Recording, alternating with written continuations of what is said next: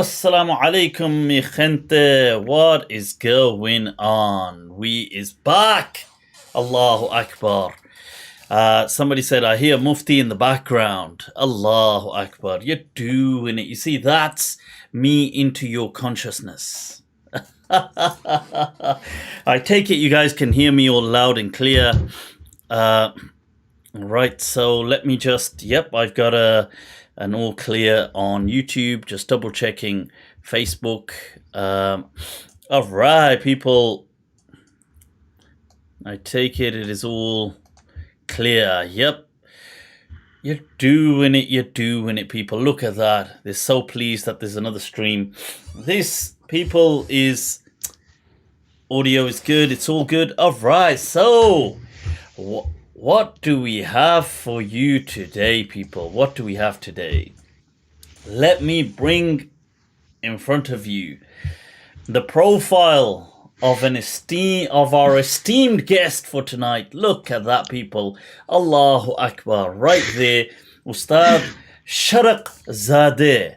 Now, you're too kind, Mufti. You're too kind. Right, so people, that picture that you're seeing right there,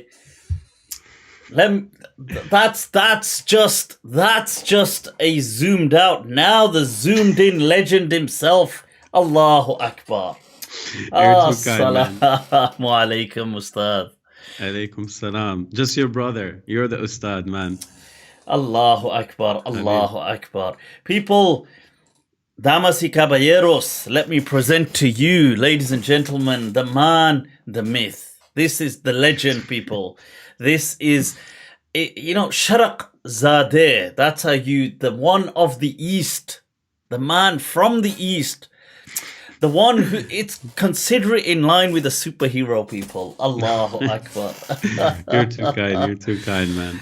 So, thank you. No, shukran for taking your time out, Ustadh, for joining us tonight.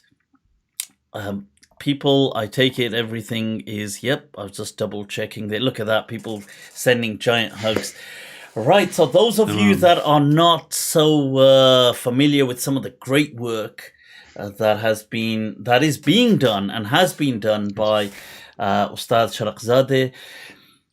Ustadh is from Iran and the USA. Interestingly enough, people, let me tell you a little jumla mu'tarida here. From Birmingham in the USA to Birmingham in the UK, people. Right. Allahu Akbar. But I thought, Ustadh, I thought Birmingham was just Alabama. There's many cities in the United States, big and small, named after weird places in the world. Not to say Birmingham is weird, but there's a lot of British city names. I mean, York, New York, things like that, of course. But there's also all the Arab countries because of biblical reasons. Not all of them, but a lot of important ones. Like there's Damascus, Alabama, Lebanon, Ohio. No way, is there Damascus?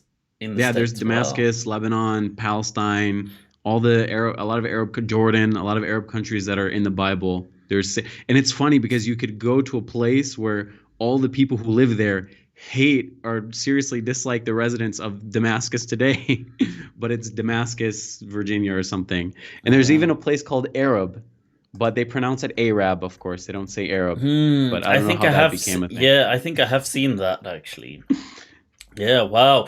So, Ustadh, a bit about your journey. I mean, you're born and raised in Iran, and you have an interesting sense of discovery along the way. You end up in the US of A. You start looking into certain deeper understandings of Islam, of the faith. And then obviously the Islamic sciences, whether it's going to be the Arabic language or other things. But then you find yourself coming back to Farsi, and that too, the legend Jalaluddin al-Rumi. Allahu Akbar. Why Rumi, Ustadh? Why Rumi? So I guess I should add, actually, let me turn this light on. I forgot I have a light here to illuminate my face. There's so much noor coming from your face. No, you're too kind. There's so much noor coming from your face. Maybe this will help. But Fajr will come soon enough. I don't know, actually, maybe this. Oh, wait, there we go. Is it working? All right, there we go. This is better. So I was actually born in the United States Oh, right. to Okay. immigrants from Iran. Yeah. Wow. Okay. And I was raised between both countries. But when I was in America, I was always living with my grandparents. And I'm actually in my grandparents' home right now in Iran. And they knew no English. They didn't know anything about America. They might as well have been in Iran, but in America when we were there. So that kind of drew me closer to here.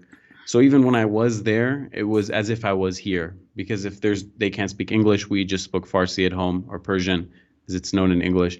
And I kind of felt immersed in the culture more. There's more degrees, but it tends to be that Iranian Americans are more American assimilated. They're kind of known for being not religious, or maybe not even Muslim anymore. But I kind of grew up in a more religious environment, and I also did grow up here and there, going back and forth. But my journey, I would say, began when I was in high school here, and I was really fed up with religion. This is one thing that I think Muslims from Western countries don't quite get, is it can be kind of frustrating to live in a Muslim country and see Islam, kind of portrayed in a way that, let's say, isn't the best way. And I went to America and finished high school, and I started university, and I was ready to kind of live a normal life in the United States, get a job like anyone who, was leaving the Muslim world behind. And after a while, I just started to feel as if this just wasn't it, that just getting a degree and getting a job, that life kind of felt more empty. So I started to look for spirituality, and eventually I kind of found it in Islam. I was kind of reluctant because to me, being a religious Muslim, it's, these like being a sheikh or like an annoying religious guy, no fun, boring life, things like that. It's not that ba'id. boring. I mean, it seemed ba'id for me, but then I befriended Muslims, alhamdulillah, I joined the Muslim groups, and I slowly became reacquainted with the culture that I grew up with. But after studying university, I decided to move to Jordan, and I spent about a year there. I did some studying on my own. I studied Arabic in Michigan and Islamic studies, but that's when the real meat of it happened. And I studied, Arabic and some basic Islamic sciences, tasawwuf, things like that. And I was translating Rumi the whole time, posting the translations on the internet. And I was talking about how he'd been mistranslated, misinterpreted, things like that. But for some reason, randomly, I got on Twitter. One of my friends actually in Jordan said, you need to get on Twitter. And I said, Twitter is where the memes and the politicians are. That has nothing to do with me. But I posted about this topic of Rumi being westernized and secularized and de-rooted from Islam. And it just randomly went viral. It was in Ramadan. Because I don't know. Many people many of you, whether you're familiar directly with Ustadh or not, but you would maybe have come across I'd like to call it even a movement almost, called that hashtag Rumi Rumi was a Muslim. And this is the phenomenon that really went viral, isn't it? Right. And so it went viral. It was amazing. I was walking the street in Jordan, and my friend just said, make a Twitter account and just post what you post on Instagram on Twitter. I said, okay. So, by the grace of Allah, subhanAllah, it just went viral. And then from there, it kind of became a thing. And my goal, even still, as I was pursuing Islamic studies in Jordan, was my family and my friends were saying, okay, come back, get a job, that's enough. I came back to America, and then all of a sudden, a million people were knocking at my door, messaging me saying, oh my God, we need a book, talk to us about this. What is going on? It's amazing. It seems like people in academia knew that this had happened, that Rumi's poetry had been mistranslated and basically stolen almost, I would say, in a way. Hijacked. Hijacked. But the didn't know about it. For some reason, Muslims everywhere, from all over the Muslim world, just everyone. And it was Ramadan. Muslims were hangry. They're hungry and angry. So they shared it. And then the first time I'd heard that term was by Sheikh Muhammad Yaqubi saying, we are hangry. And I was like, what is this hangry, man? And Auzu Billah, man, from speaking about this stuff, but it feels amazing. It did really become a movement, like you said. Now on Twitter, sometimes I'm there on social media and I see Muslims talking about this. Like I see memes, and you never used to see this before the thread. But like Rumi wasn't talking about your girlfriend or your boyfriend or stuff like that, or just like he was talking about God, not your ex. Right, exactly. And it just feels like so amazing to think that I was yelling at the internet for so long, and it seemed like no one really noticed. But then randomly, it clicked once. And I'm Wow. just so happy that the message is out there now, because I feel like there's so much work to be done to undo Yeah. all the damage that's been Because done there, to because Rumi. there is this perception that Rumi was not a Muslim, and it's argued by Absolutely. some people, isn't it? Yeah, even here, even Yeah. you'd be surprised, many of the phenomena that exist in the West are just as prevalent here. Maybe every other day, if I walk in the street and, I'm at a bookstore looking at a Rumi book, and someone will ask me, oh, like, what is this? And I start talking and say, oh, well, he wasn't a Muslim, and I have to explain to them, even here, in the heart of the Muslim world and the heart of the civilization where he's from. And unfortunately, this is just a product of these translations that I speak about in the thread, and maybe we can talk about, where basically he's been mistranslated and misquoted.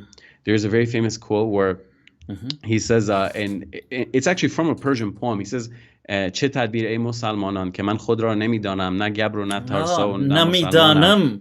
Yeah. See, we've So all heard Shah Rukh Khan's song, Namidanam, Namidanam.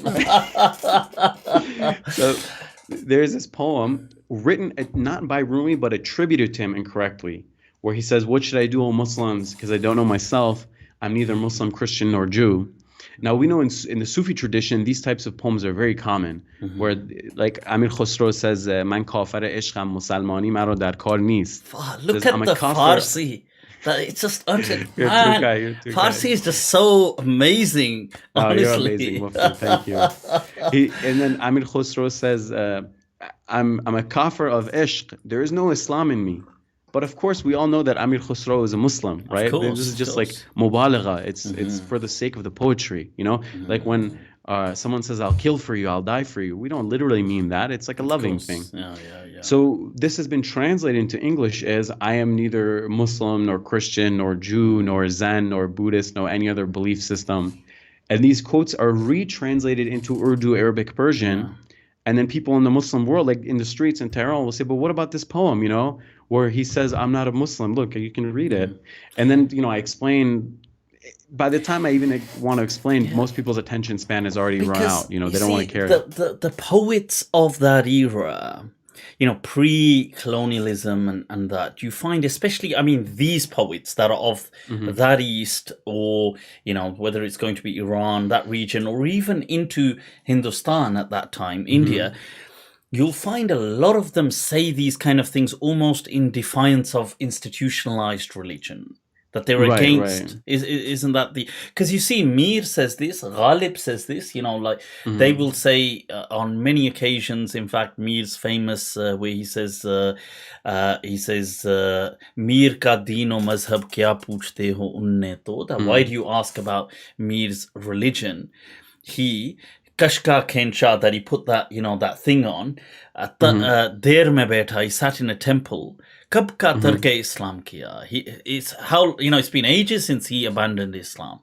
But they would say these kind of things, but on other occasions, they would obviously praise Allah and say something religious. Definitely. So I think this is so difficult to unpack, because there's so many things clouding this. Because on one hand, we're living in modernity after colonization. We're so far from that era. We don't live in that context. We're not initiated into the traditions. So it can be so confusing to unpack and explain these things. And from the first glance, average Muslims are just like, yo, what's going on? This is like so kufri, how could they say that?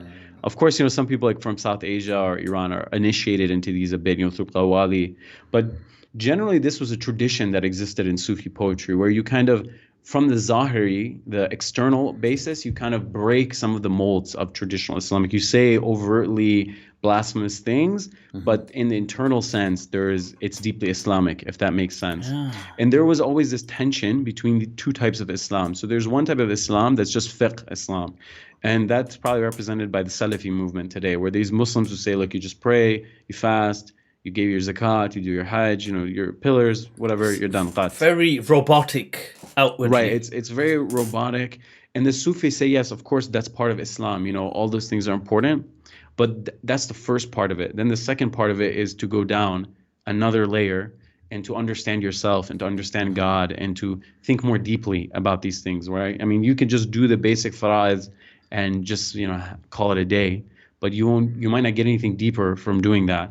So they kind of go at deeper layers, and these things are so packed and layered. It can be difficult in just one sitting to explain, how a Muslim poet can say, I'm not a Muslim, I'm a kafir of love, and he's still a Muslim. So maybe it seems kind of nonsensical.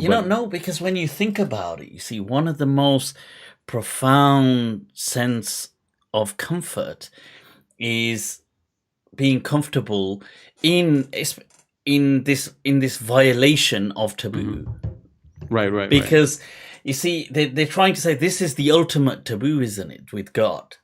And, right. And being in such comfort zones with it. It's when you think about it, it's incredibly profound. Obviously, you can understand that society is going to be like, what the hell are these majaneen on about? I think one problem also that exists is in the modern world, we have this sense of boxing people in, where we think of a category to put someone and we think, okay, I'll fit you into this group and then I'll fit you into this group. But one thing we need to consider is that people are multifaceted. They have many sides of them. So for example, there's one Hafiz poem where it's pretty funny, where he says, "Man tark ishq bazi o saghar nemikonam. 100 bar tawbah kardam o digar nemikonam." He says, "I will not give up the wine glass and love making. I've done tawbah." I'm serious. Add him to my WhatsApp group. I've done tawbah 100 times and I'll never do it again. And then he says, "Nasib lutf goft ke ro tark ishq kon. Mohtaj jang nis baradar nemikonam." He says the religious advice person, he told me kindly, go quit loving. Allah. And he says, there's no need to fight, brother. I won't. Does he go on? Go on. Yeah, and then he says, Sheikham betan goft, haram ast, may makhor. Goftam be chashm, gush be har khar nemi konam. He says, the sheikh insultingly told me, wine is haram, don't drink it anymore.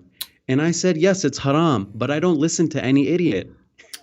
But this same poet who seems so irreligious, he has other poems where he says, Hafiz, don't be upset as long as you read the Quran, be happy. Where he says, Hafiz, spend long nights in prayer and wake up for dawn prayer. He says, Hafiz, his name is Hafiz because he memorized the Quran. He says, read the Quran from the 14 riwayas. So this was a controversy recently, the qira'at and the holes in the narrative stuff. He says it. He had memorized the 14 qira'at that were existent around him, I guess, at the time. So the same person that has qira'at, memorized, and he's a hafid and he's a scholar and all this stuff, he also has a poem where he says, forget all this stuff. And even Rumi, he has poems where he says, my sweet lip lover doesn't say anything sour, and he doesn't let my mouth lip lover. Yeah. He writes his poems. He says he doesn't let my mouth run dry of wine. If you Google that today, God knows what images will come up. No, these are poems by Rumi, and they're accepted in the Muslim tradition as Islamic poetry by an Islamic scholar. Many famous Islamic scholars had poems that were very racy by modern standards, but we've become Puritans. Yeah. Because of colonization, we've become hardcore Puritans. Rumi, he literally has a poem. He says, he tears my clothes off in the morning and says, come, I'm tearing mine off. And this is in Rumi's poems. It's sitting in one of these books right here. Where has Rumi been all my life? In his Masnavi, he has stories about a woman who's adulterous, about even bestiality. He has a story about, But the thing is, and these were considered major books of scholarship. The Masnavi was considered second to the Quran and Hadith books in the Persianite Muslim world. It was a very serious text, studied from Bosnia to the Bengal. And it included all of these things. I mean, Sa'di's Gulistan was another text that's on a similar level. Yeah. It includes all kinds of anecdotes and jokes about things that would be considered way too taboo to talk about these days. Yeah. So, in a way, for me, studying these poems, it's like unlocking our consciousness before colonization. We don't understand how much we've been affected. Yeah. We've gotten to a point where even talking about the existence of a concept like sexuality is like taboo in Islam, But I mean, we have the greatest ulama of Islam. We're like telling, sex jokes in their halqas. We have transcripts of their halqas, and, I some of heard them were written. Rumi, one of his famous things is the analogy of this dunya being this large breast, which everybody just kind of Yeah, yeah. You suckles don't have to off. go And far. You don't have to go far to find just, these types yeah, of things. people behave. This is dars. This is a sheikh that way. Logon ke, these haramis, the imagination wonders. Right, yeah. Right, no, I mean, there's it's full of humor. Like, there's one part of the Masnavi where Rumi says that imagine a puddle of pee. Like, before there was roads, the horses would stamp, Yeah. and there'd be little puddles, and they would pee too. So Yeah. where their foot stamped, there'd be a puddle of pee. And imagine a hay, because there was always be hay around. They lived like basically like a villager would live today, Yeah. and even in cities. The material of the walls was hay and dirt. That's what everything, the walls, it's called kagil in Persian. He says, imagine a straw falls in that puddle of pee, and a fly sits on the straw, and a wind starts blowing the straw in the puddle. And the fly says, look, I'm the king of the world, I'm the captain, the wind, I'm going this way, I'm going that way, I'm navigating the high waters. And you look at the fly and you say, oh my God, look, it's a little fly, going around in pee.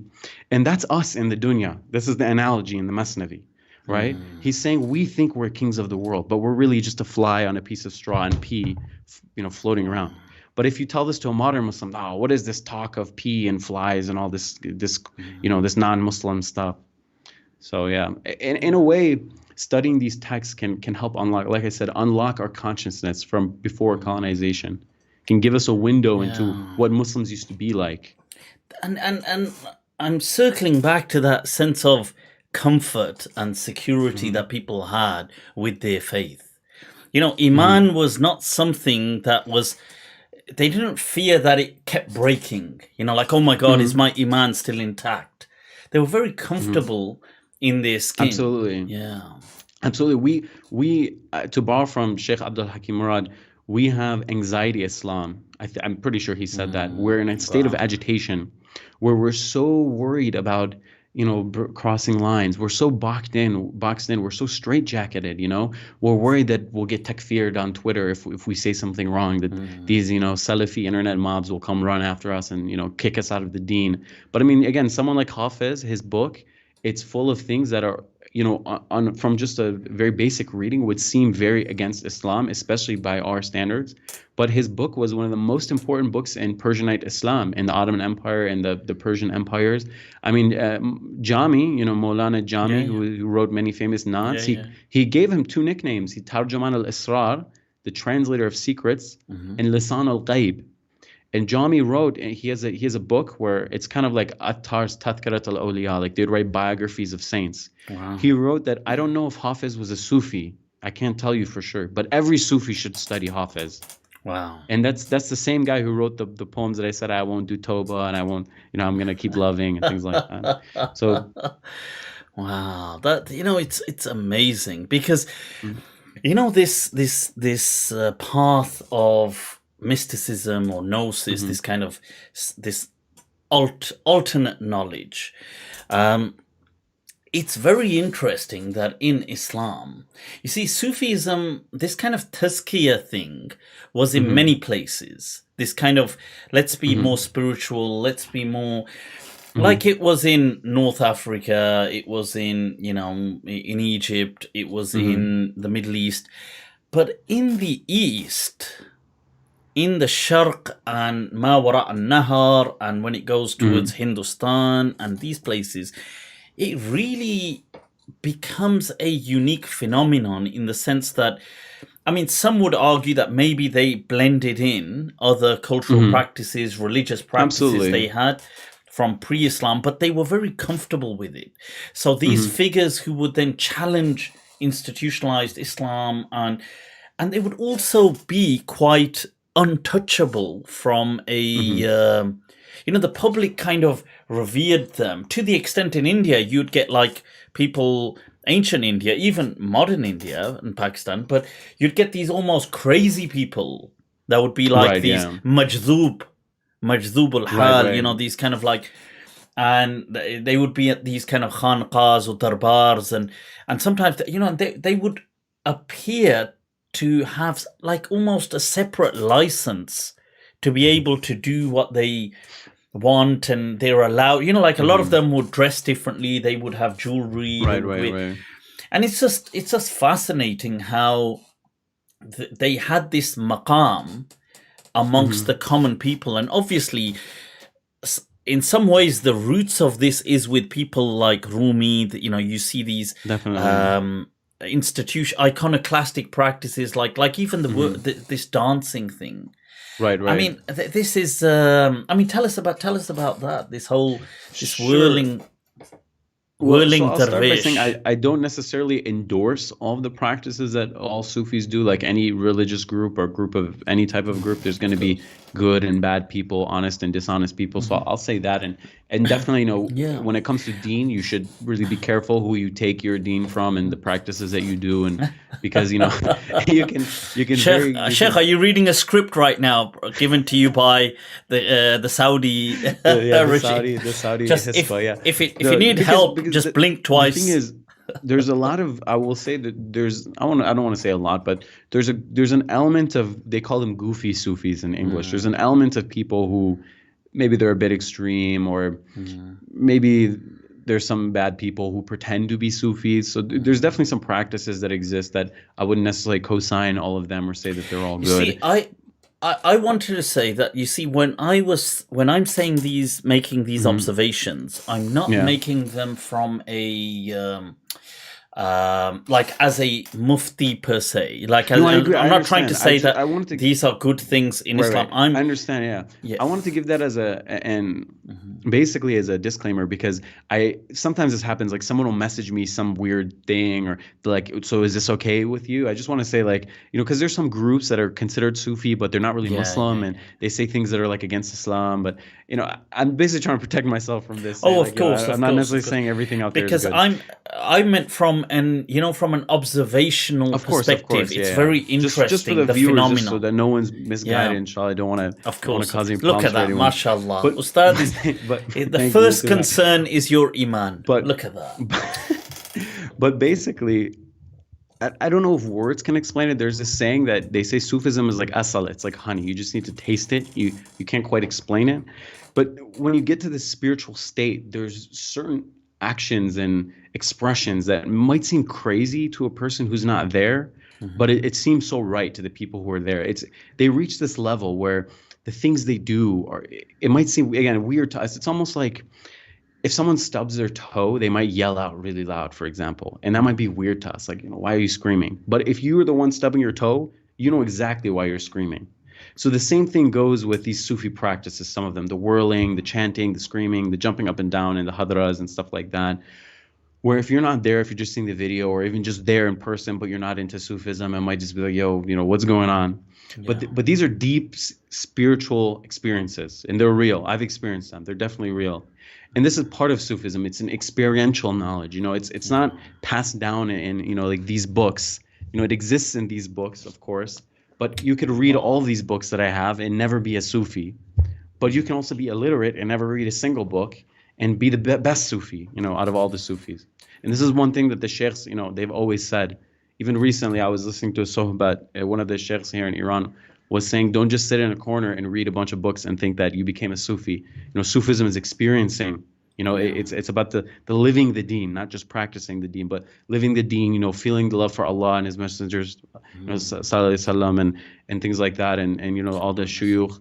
But there's this one poem by this not really well-known Sufi scholar, unfortunately, outside of Iran, named Sheikh Mahmoud Shabastari. He has a book that I think I have it right there. It's called Gulshan Raz. It's a commentary on Sufism, and it explains this phenomenon really well. He says, تبه گردد سراسر مغز بادام گرش از پوست بیرون آوری خام ولی چون پخته شد بی پوست نیکوست اگر مغزش براری برکنی پوست شریعت پوست مغز آمد حقیقت میان این و آن باشد طریقت. So I've translated this. He says, the shell inside of an almond will decay if you take it out before it's ripe all the way. But when it becomes ripe with no skin, it's well. If you peel away the skin and you break the shell, Sharia is skin, the seed is the truth, Eureka. Between this and that lay the Sufi tariqah. So he's saying basically, thank you. Wow. Thank That's you, your guys. translation to that, Yeah, isn't it? this is on my page. It's on Instagram. It's at Persian Poetics. It's just one word. So he's saying he's comparing the Sufi, the Muslim basically, to this the seed inside of an almond. And he's saying if you just break the shell, the almond will rot. But if you wait until the almond is ripe, and this is a common metaphor in Sufism, the cooked, murid, the follower, who's gone through the process and he's reached ma'rifah, he has understanding of God and the divine reality, the Muhammadi reality, and things like that. Then you break the skin, to get to the cooked shell. The skin is Sharia. You need the Sharia to cook you. You need to follow the deen Ah, to get that ma'rifah. But then once you get to the ma'rifah, you break out of it. And then that's why some of these elder Sufis have practices that aren't in the Sharia, like spinning, or some of the Hadra movements. No, they're what do not they found in call there. that spinning in Farsi? They call it sama. They call it sama. Sama. So it's different. So some See, groups so spin. look at You're too Sama. You know kind. what? You're too kind. Oh my God. You know what? I No, need to start you're studying too kind. Farsi. You're too kind. So some of them spin, some of them go like this. Maybe you've seen before, and there's different movements. But basically, the idea is that it's a path, and the Sharia and the Tariqah, they take you to the path, and the end goal is haqiqah, is reaching Allah. So there's certain things along the way, It's interesting and because a Sharia, in its actual meaning, Mhm, is like a reservoir or something to drink mhm, from. It's that's what it actually is. And a person, even though he drinks from there, he does not remain there in essence. You don't mhm. just remain at the place to drink, do you? I Right, mean, you're exactly. supposed to, the journey is supposed to keep going, but the place to drink is where you resort to for that kind of sustenance, isn't it? It's not Hmm. your, it's the actual path which Hmm. one must really stick to. Right, People, you think I exactly. can't be No, definitely. mystical? No, definitely. That's correct. That's a great metaphor. I've never heard that before. SubhanAllah. But there's certain elements of Sufism where they kind of are outside of the bounds of the traditionalist understanding of Sharia, and this is kind of where some of the disagreements between Sufi-oriented people and more strict Sharia-oriented people. And in Persian we say khushk, we say dry. They're very Khushk, yeah, dry. yeah. They're It's not in Urdu as meldable. well, khushk, yeah. Right, exactly. So this is where some of this stuff happens. There's some tarbiyah things, like some tests that the shuyukh put their students under that wouldn't be considered like a normal thing from Muslims. Like do khalwa for 10 days, don't eat Yeah. anything for 10 days. They put you through certain tests and they prepare you. It's a But long this process. kind of stuff, it triggers hallucinations and stuff like that. I mean, Yeah, definitely. I yeah, mean, some of them would go deprivation, in. sensory Yeah, they deprivation, would and go in a room for 40 days, a room the size of the room that I'm in, and they would shut the lights off and just sit there for 40 days, fasting, praying, just maybe just drinking water or something like that. And definitely, this kind of induces kind of a vibe where you experience things differently. And something I say to people, sometimes I get sent maybe by haters or someone who's curious, like videos of hadras and like, yo, what is going on? This doesn't make any sense. They're all jumping up and down. And one thing I say is you need to be in an environment to feel different things. When you're in that space and the hadra is happening and the zikr is happening, you feel differently. You might do things that might not be normal. I mean, some Sufis, like, they have chants, they scream. They're in a different state. It's not normal. It's kind of it's different than the normal existence that we're in. yeah, and It's something totally different. just on a tangential note to that, it's Heidegger. He actually, the philosopher, speaks about that, about this thing of, you see, having like hot and cold kind of perceptions or Hmm. observations of things, and the Hmm. the hot is when you're actually experiencing it, and the cold is the kind of remote, just commenting on something without actually, because there's Hmm. you could say, like, what's this crazy nonsense, what's this kind of Yeah. ridiculous absurdity, but when you undergo it, you could be like, Right. whoa, Absolutely. this is actually, this is amazing. Yeah. Right. Definitely. And one thing I'll say is I'm sure there's already people saying, "Oh my God, what is this craziness?" in the comments. I can't see them. Maybe you can see them. But one Uh, thing I'll say is that it's hard to understand until you experience it. Yeah. One thing I would say is if you're going to judge it, be kind until you feel it. At least try it. If you go to Hadra and you're not into it, then that's fine. But at least give it a chance. Because one thing I'll say is it lasted and it spread everywhere for a reason. Many parts of the Muslim world that are even Muslim spread because of Sufism. Like Southeast Asia. That's what the guy with the bat said at the Wuhan wet markets. He said, just give it a try, just one chance. The drug dealer says the first try is free, right? He goes, look, just give it one try. Just bite into this bat. Trust me, until you don't experience it. Right, definitely. But one thing I'll say is, even jokes aside, there's things have a lasting power for a reason, right? It wouldn't be a widespread, universal phenomenon if there wasn't something there. Yeah. There's a reason that from North Africa to Indonesia, there's Sufi movements and groups throughout all times, throughout all periods, despite any type of political issues or attempts to get rid of them. Even in Turkey, the Republic tried to get rid of Sufism as much as it could. Same thing happened in this country, in so many countries, but it always persisted. Turkey, they tried to get rid of Sufism. Yeah, absolutely. When the Ottoman Empire collapsed, the new Turkish state viewed Sufism as kind of this like ancient relic, superstitious, they're weird, they have sheikhs. Because Sufism was part of the Ottoman Empire state establishment, right? And that was they destroyed all the institutions, and Sufism was just one of the institutions that they more or less destroyed. With some exceptions. I mean, that's kind of like a longer separate discussion. Of course. Yeah, but it persists in Turkey. I mean, regardless of any attempt to get rid of it, it's something that continues to persist. And these back and forths have existed. And in Rumi's writing, he writes about them, where some very strictly khushk Muslims try to refute. What do you call the moist ones? What do you call the other? I guess you could say must. Drunk. This is like a word used generally. Oh wow! Must. Yeah, exactly. Look at that. Cheese buddy, must. As in the Bollywood song. Right. Okay, so must is being drunk in Farsi. Right, yeah, exactly. Mastam. Exactly. Man, it's probably the most common metaphor in Sufism, actually. It's like you can't go to a single Sufi poem without coming across this word, basically. It's a common word in Urdu, by the way, must. Yeah, must, definitely. People say, must yaar. They mean it's kind of like, it's buzzing, it's epic. But okay, yeah, So Exactly. Rumi. Do you feel that in his day and age he was also creating these waves, or is this all posthumously something that he becomes this legend, much after him? How do you feel? So it can be hard to know these things for sure because it's all clouded in legend. One thing that is important to note, again, I feel like studying these books opened this world to me. Otherwise, I wouldn't have known this. It's not apparent. It wouldn't be obvious. The understanding of history is so different in modernity as a timeline of factual events that were documented and definitely happened. The way that Sufi histories were written in these tadhkaras, it's almost like the way, I don't know, maybe the Gospels were written by the early Christians. It's not so much writing literal historical events, but writing religious truths, if that makes sense. So it's not so important that the event literally happened. What's important is that it's like documenting this person as a character in the tradition.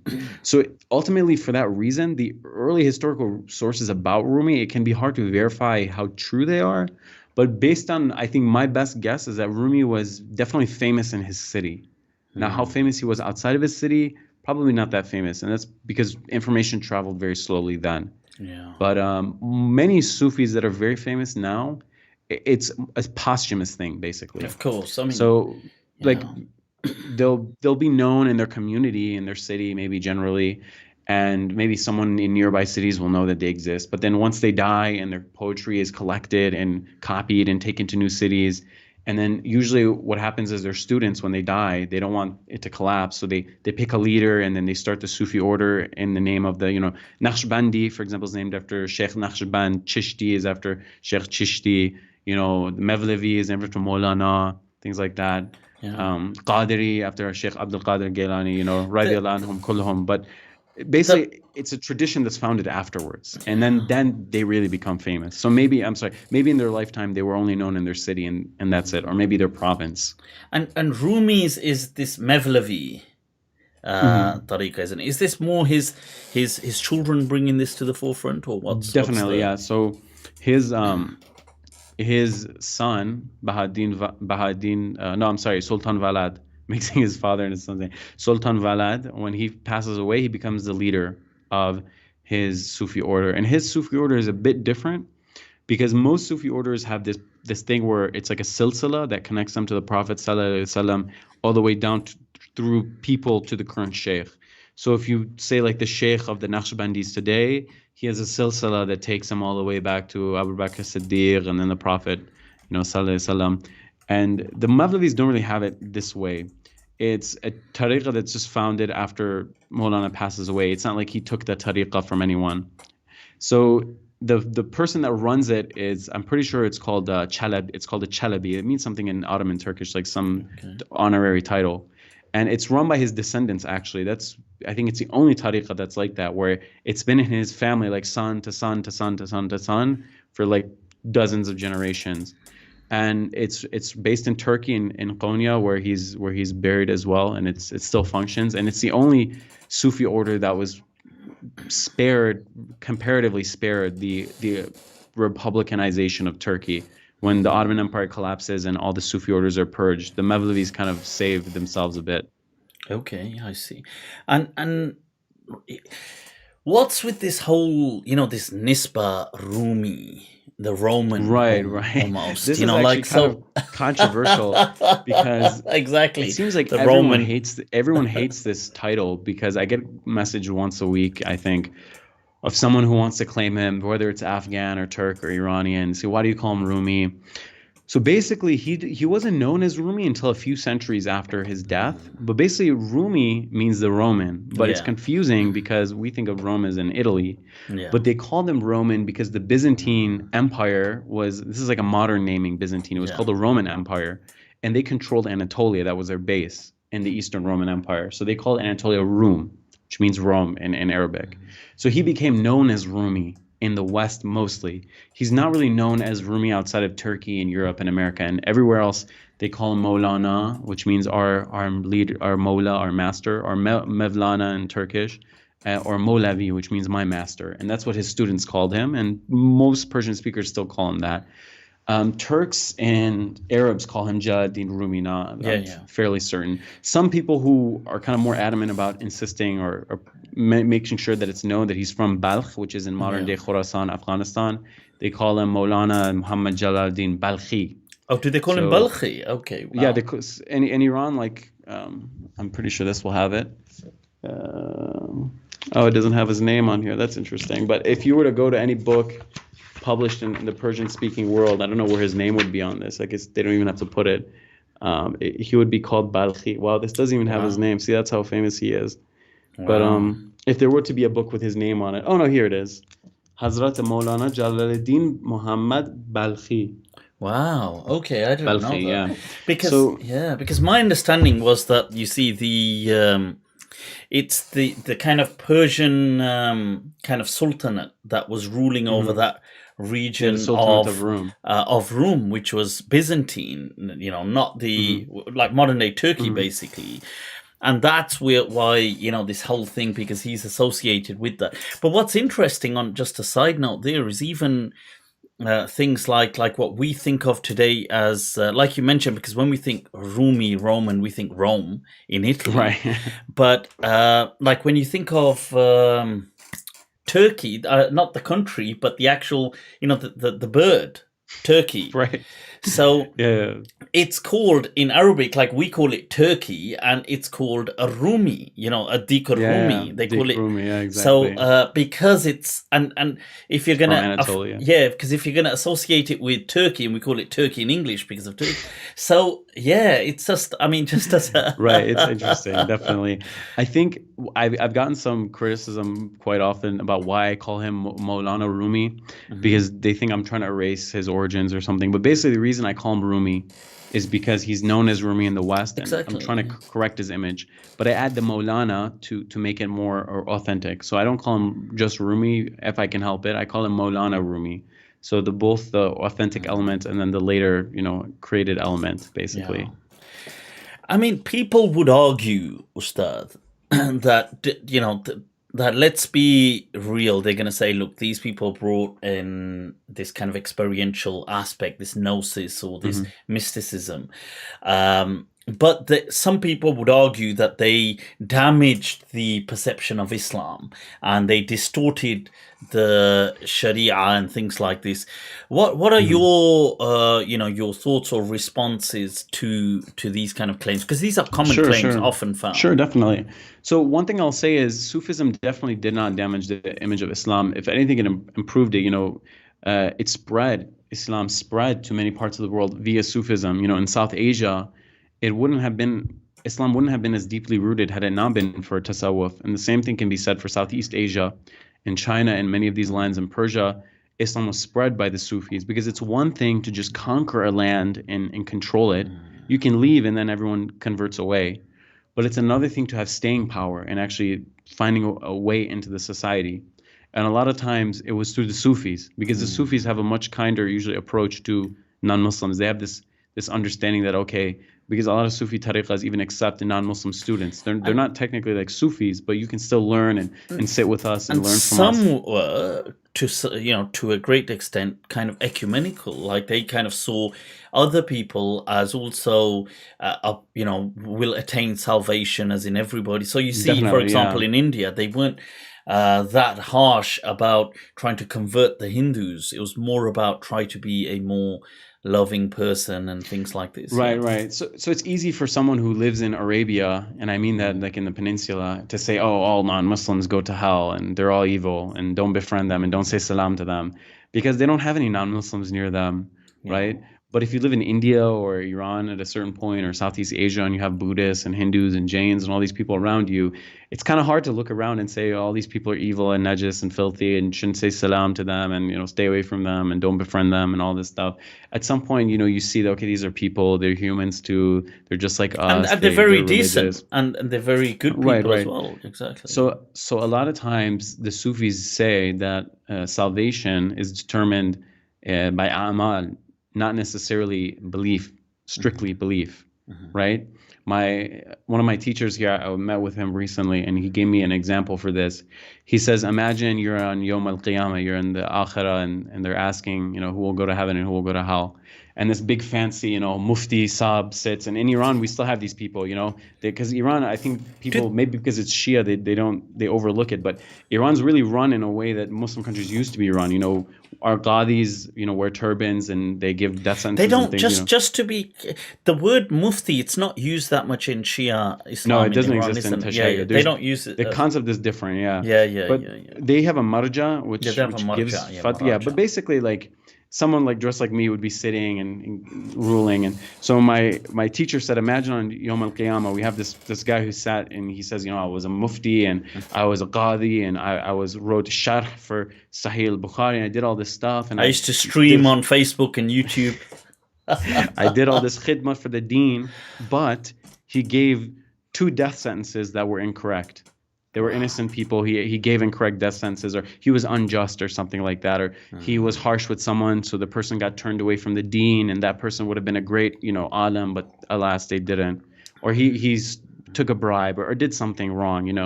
But then you have another guy who's like Armenian, and he was a good person his whole life and didn't bother anyone. Or you have some guy who's just a kafir, Aslan, just a kafir actually, not even Armenian, but he never bothered anyone. He was always nice. He always helped people. Who will go to heaven?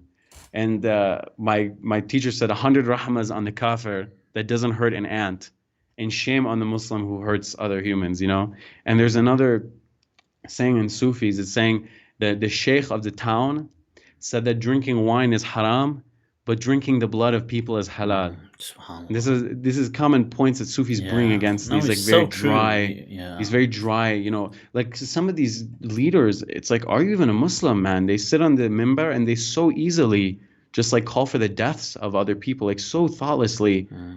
All these people should be killed, and they're so thoughtlessly calling for these things. And these are the good people. These are the people who will be saved and will go to Jannah. But some guy, just because he didn't believe, will end up going to hell, even though he was a great person. So these are some elements that, of course, bring the Sufis. Yeah. I mean, no, it's so true that people who are they have the authority to sign on behalf of God, or they think they have the authority to sign on behalf of God. Oh, sorry, we've lost your audio there. I thought I could hear a. Oh, There's a back. yeah, you're back. You're back. Okay, good. So it's amazing. Not only the arrogance, but the see, arrogance aside, the atrocity that is unleashed with this, the power to sign on behalf of God. Definitely. Yeah, it's so the thing in itself is so electrifyingly horrific that wow, you give people power. Definitely, yeah. And what they do with it. And it's interesting that how many of the Salaf, like you get people like I believe it's Sufyan Thawri, who would say that he would say anybody can declare something as haram. That real understanding of the deen is being able to show people that it isn't haram, like being able to know like anybody can be like, basically being a tyrant is so easy by human nature, by creature, just by the very raw nature. But being benevolent, trying to create ease for people, that's going against the nafs. It's like, because people fundamentally, people want ease for themselves, but they don't want to necessarily help others. Like they think, well, what's in it for me? Why should I help someone? And this is where you are actually countering that nafs in trying to create ease. Right. There's a line by the poet Hafiz. I said, he said, "Dar tariqat ma kafarist ranjidan." Or ranjidan kafarist, or something like that. He says, in our tariqah, in our path, hurting people is a kufri thing. It's kufr. And that's ultimately I think the basis of tasawwuf, is it's more about actions. And in the same way that our knowledge is experiential with action, with amal, it's not just, reading, but it's not just ilm, but it's also amal. The Islam itself, it should be kind. It should be merciful. The rahmah that is said, we start every surah, almost 113 of the 114 surahs start with Bismillah ar-Rahman ar-Rahim. Do we show that rahmah, right? Yeah. So if someone's a kafir, but they're, they really embody the rahmah, are they really worse than someone who's a Muslim, but they're just a filthy, I'm sorry, person? So many people, especially now, who do dawah on the internet, especially these Salafi movement people, there's no beauty, it's just ugliness. But they're like the most Muslim out of all of us if you look at it just from their paradigm. It's ironic, isn't it? It's ironic. Right. Wow, that how today deen is not measured by you trying to strive for a sense of mercy, which is really what the Messenger of Allah sallallahu alaihi wasallam was actually just sent for, rahmatan lil alamin. Today, it's actually reflected by how harshly kind of strict you can be. Absolutely, yeah. If you look at, especially a lot of these people who have this like khilafah dream, if you actually look at the actual caliphates that they lament the fall of, like the Ottoman Empire, and you look at the way they applied Sharia, they always went for the easiest path. For example, if a woman did zina and she was pregnant, I mean, back then they didn't have the technology and things of today. An unmarried woman is pregnant. It's clear what happened. And a lot of times the qadis, the quddat, would actually declare that the woman, I'm sorry for this topic, but was impregnated by a jinn. They would say she was impregnated by a jinn, the father is a jinn. And that way they would avoid having to do the had punishment, which of course we know would be very harsh. So in Islamic law, I mean, we find all kinds of, basically the people applying it were finding a way to be, apply it basically as little as possible, to be as nice as possible, to avoid having to, apply the punishments, versus we have people here today who are gung-ho about doing these things. Yeah, so, where do you think this comes from? What's your take on it? This thirst for this insatiable thirst, this unquenchable appetite for trying to almost drain the blood in a literal sense as well. Where do you feel it's coming from? What are your thoughts on it? I'm not sure. I think it's this kind of puritanical, almost Protestant version of Islam where I don't think anyone goes in thinking, okay, I'm gonna be evil and think evil things. I think what happens is they enter the movement and they're slowly fed the framework, and then by the time you get to the end of it, you're stuck. You can't backtrack. It's like if you push your finger into a Chinese. Do you have Chinese finger traps in the UK? What are They're like a Chinese finger thing. traps? So there are these little. See, they used to give them like to kids. I don't know why, but there are these little. It's like a little fabric thing where if you stick your finger inside it, it's easy to stick your fingers I inside. don't know where this conversation's But going to then go when now. when If you you stick pull it your out, finger inside and if you pull it out, I need to. It's a good thing I made this 18 plus to. your fingers get trapped. It's genius. It's this little paper contraption. It's made out of paper, but I mean, you have to tear it to get your fingers out. But basically, when you enter the Salafi movement and you take all the premises that Islam must be practiced exactly the way it was then, and this is what they did, and this is what's in the Quran, then you get to this point where you feel like if you deny this, then you're kafir. You're breaking away from Islam, and you're ba'id ad-din, mubtadi, dal, mudil, whatever. So then you end up going down these paths, and you get to that conclusion. And for us, looking at them, it's like, whoa, you guys are nuts. But to them, when you're in that paradigm for so long, it feels, very obvious. It's almost like there was a cult in America where they believed that they were going to be raptured, or some sort of end times cult, and they all drank. Literally, they drank Kool-Aid to commit suicide. And for us, as a group with their Kool-Aid. leader, he was like, there's like a saying in American culture to drink the Kool-Aid, where the leader was like, if we all drink this Kool-Aid, he put poison, we'll get raptured, like we'll get killed and raptured. Yeah. To us, looking at them like, whoa, you're crazy to drink poison and die. But for someone who's been initiated into a cult type of thinking, group thing for so long, the craziness is normal by the end of it. So I think this is the same thing with these Salafi movements, is that when they get to saying, yeah, we should have hudud. I'm sorry, in London, like these Salafis in London will say, yeah, we're going to chuck people off the buildings into, central London. Everyone thinks they're nuts, but to them, that's just totally normal to think that. Yeah. Because I feel that, and I've spoken about this on my Monday nights, that this really dates back a few decades. That's it. I mean, but it's like post World War II, probably like late 60s. In the 70s, this thing is emerging. You start to see this sense of, something's happening. And then through the late 70s into the early 80s, you have the rise also of what is this Mujahideen movement. Right. But there was something going on in that kind of collective consciousness that people, they wanted a sense of kind of power, a sense of maybe the Messiah's going to come. Right, maybe, yeah. You had in Mecca, you had... what's his name? Oh, the guy who stormed the Juhayman, Kaaba, yeah. the Yeah, stormed so the Kaaba. you had him, exactly, the siege of the Kaaba.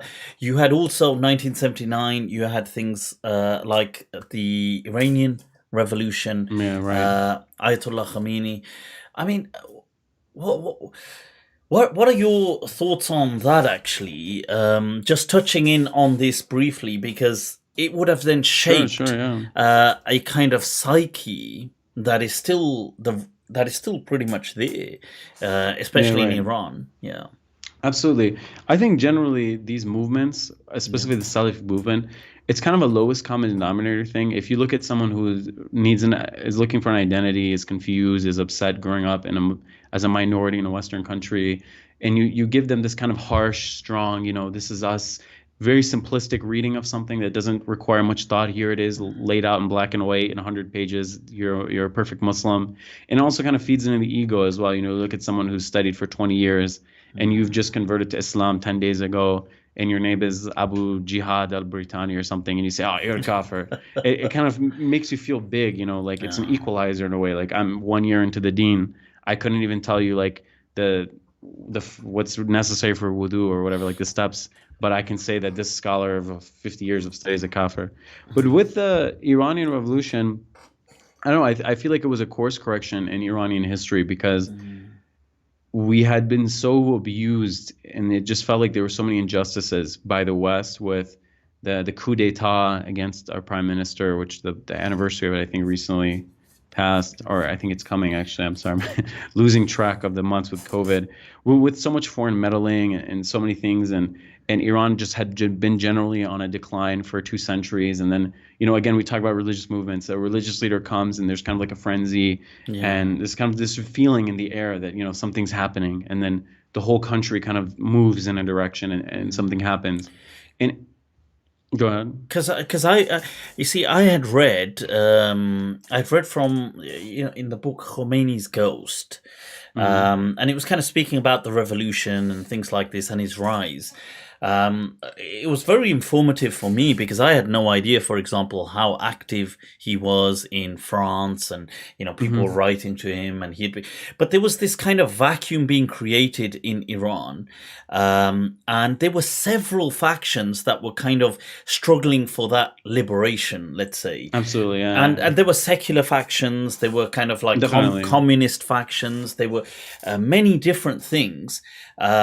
And Khomeini was also part of that as well. This kind of resistance, and when it happens, he kind of takes the kind of baton, so to speak, and just rises. And it's quite. What that book seems to argue is that it wasn't that people were all planning on him rising, but it was just a resistance at the time. It just kind of happened, yeah. And it just happened that he rose from the multiple kind of factions that were there. Definitely, yeah, absolutely. Yeah. When the Iranian Revolution, and this is the thing, we talk about understanding history from a modern perspective, it can get clouded, kind of like with the Sufis. When you think about the past, Iran's revolution is always called an Islamic revolution, and it was an Islamic revolution, but it also was other things. There was, like you said, socialists of many factions. There's the Mujahideen Khalq, which is a very weird group, and then they're like kind of a like Islamist communists, and there's Tudeh party, which were just kind of normal communists, kind of Russia aligned, and there was secular Democrats and Islamists of different kinds, because again, Islamism then there was different strands, and the Iranian Islamism that we know today was just being formed at the time. So there's a lot of different strands. But I think ultimately what happened was, when the country fell apart in the sense that the leader left and people were figuring out what the future was, it's the Muslims had a few things. They were the most organized because, if you're the leader of a political party, you have to create a base and bring people and convince them to read your literature and do all this stuff. Well, the Islamists already have the masajid. Those already are ready. They're pre-built into the fabric of society. And the Islamists are also more appealing because if you take an average, populace, what's the average level of education, especially at that time in a poorer country? Are they going to understand and relate to, communism, which is atheist, or democracy? No, Islam is like near and dear to their heart. It's so powerful, like Allahu Akbar. These slogans, you grew up with them, and it just feels right. Of course, we should rule by Islam. So ultimately, through that, and also through some maneuvering and just some, I guess, maybe better wits on their parts, they took power. I'm not an expert. I don't know much about this other than what I've inherited just from being Iranian. But yeah, definitely the revolution wasn't necessarily Islamic, but it ended up being Islamic. I'll put it that way. Did it have any, with this whole emphasis on Farsi and things like this as opposed to English, and did it also revive things like Rumi or these classic Farsi poets? Did it, or not really? Well, Rumi especially is kind of controversial because there's elements of the religious establishment in Iran that do not like Rumi, and those are probably the same people that we talked about, the dry religious people. They're not really interested in him. But I would say, generally speaking, they kind of enjoy a level of popularity that transcends the government. That regardless of what happens to the country, that Rumi, Hafiz, Saadi will always be loved by the people. They really do have a special place in their hearts. But I would say generally the country's ethos is Islamic now, yes. So it wasn't secular as before. Now it's more Islamic. So whatever is related to Islam, even tangentially, is preferred compared to maybe before. So to the extent that, they can portray Rumi as similar to the narrative of the state currently, they'll appreciate Rumi. And, if anything, just because he's a Muslim and he's a scholar and things like that. Yes. So there was some of that, definitely. There was like a reorienting towards more Islamic things, but not necessarily in the strand of Rumi, because he comes from a different mazhab. That's an important distinction. He's a Hanafi, and the madhab here is Jafari, and he's kind of distant as well in a time frame sense, and he also kind of doesn't appeal to the masses as much as other poets.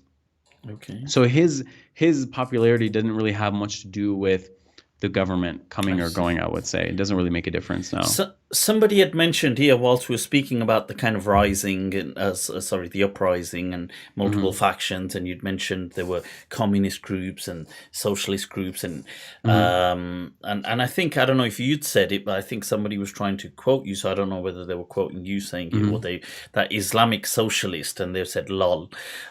Just out of curiosity, I know you have had some thoughts in the past about Definitely. Things like capitalism and socialism and Islam. Right. I mean, if you'd share some, some of your views on that. Sure. I know you've been vocal on it in the past. Definitely, yeah. I would say that in terms of especially Western politics, I align more left. I'm more left leaning, and I think a lot of Muslims, their reaction, they think of like Russia invading Afghanistan and communists being atheists and things like that, and that immediately turns them off. And there's kind of this propaganda from capitalists that Islam is necessarily a capitalist religion, and they say that Prophet Muhammad sallallahu alaihi wasallam was a caravan trader and things like that, and bazaars, and the Quran encourages doing like sale transacting, things like that. One thing I'll say that is capitalism definitely has elements that are very against Islam. Usury, riba, the way that poor people are not treated, or they're not given the help that they should get, let's say in America and countries like that. There's elements of capitalism that are very harsh to the poor, and I think there's elements of socialism that can maybe counteract some of that. I don't necessarily agree with either ideology completely. And I also agree that specific Islamic socialist group, the Mujahideen Khalid, they're very kooky. They're kind of a cult, basically. So I definitely don't agree with them, in any way whatsoever. Totally against them. But I think there's elements that Islam and socialism have in common. Caring for the poor, making sure that everyone's doing well, not just leaving people behind in that sense. And I don't know, there's talk about Islamic economics. I studied economics in university. That was my main area of study for my undergraduate degree. And I feel as Muslim societies develop, we need to think about these things, because right now we're at a point where we're just trying to survive. Inshallah, we can do better than that. But once we do better, and we're not at the whim of the Western countries where they just tell us what to do in the economy, but we can actually make our own choices.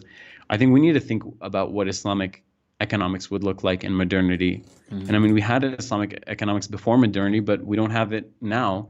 And we can borrow maybe some from capitalism, some from socialism, because of course we have private property and inheritance and all these things that communists don't like, but also there's elements of socialist thought that aligns with Islam, like caring for the poor, caring for the lowest among you, things like that. And also that carrying a collective burden at times, this thing of kifaya, this thing of that if your neighbor is starving whilst you sleep with a stomach full, then this is not, do you really have iman?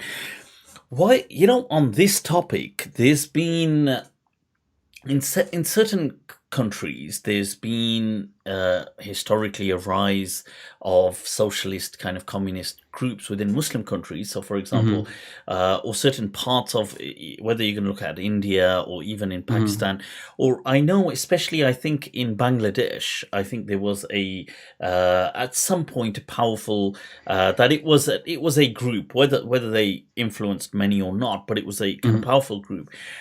But where these groups rise, they seem to detach themselves. They don't seem to use religion in any way. Like, so they would say like lal salam, the red salam, and the red this and the red that. But they wouldn't use, for example, God said this or God.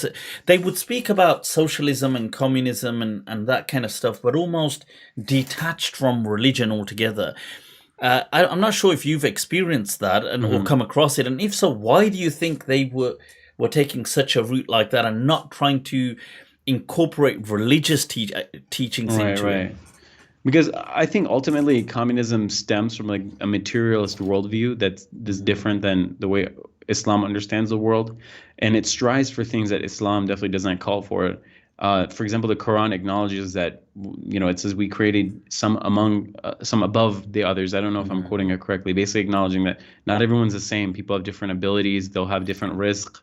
For example, communism wants to make everyone's risk the same. Well, if God allotted everyone different risk, then how can that be? There's things like that. What's interesting is one of the first kind of examples of a socialist state being set up was by the Qaramita, was within the Muslim world, in Muslim history, going back so far back in history that, we're talking almost 1,000 years back. And these people, and they ruled for like, at least I think it was over 20 years. And it was a huge part of what would have been the Gulf and parts of the Middle East.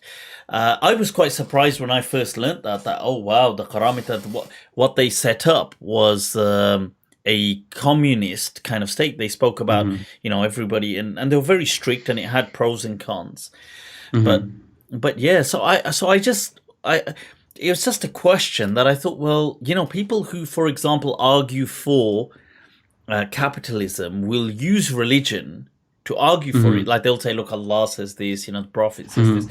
But I've not heard people often today who are Muslim or from a Muslim orientation and communist use Islam. And I think they could as well. So definitely, yeah. I think there's this misunderstanding that Islam is a capitalist religion. Yeah. If we take capitalism in its most basic sense, then yeah, maybe. But capitalism today, the systems that it entails cause the housing crisis and extreme poverty and riba loans. I mean, loans with huge amounts of interest and all kinds of terrible, inhumane things. I mean, you just need to look at the state of the poor in America. A lot of the poor in America live worse than people in, developing countries.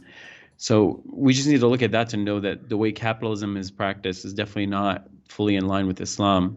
But I think that there's this sense that I think maybe the Russians invading Afghanistan and kind of this idea that, okay, the communism and Islam are diametrically opposed. And the West used Islam a bit in that way. And kind of that I think saying a bit is being very generous, because I argue that they really, to stop the Russian advance, they funded the Salafis. Really, yeah. I mean, they funded this whole Mujahideen movement, which then, it's ironic that they portray just Russia as this ultimate taghut. Right. That it's coming with this anti-Islam, this anti-God.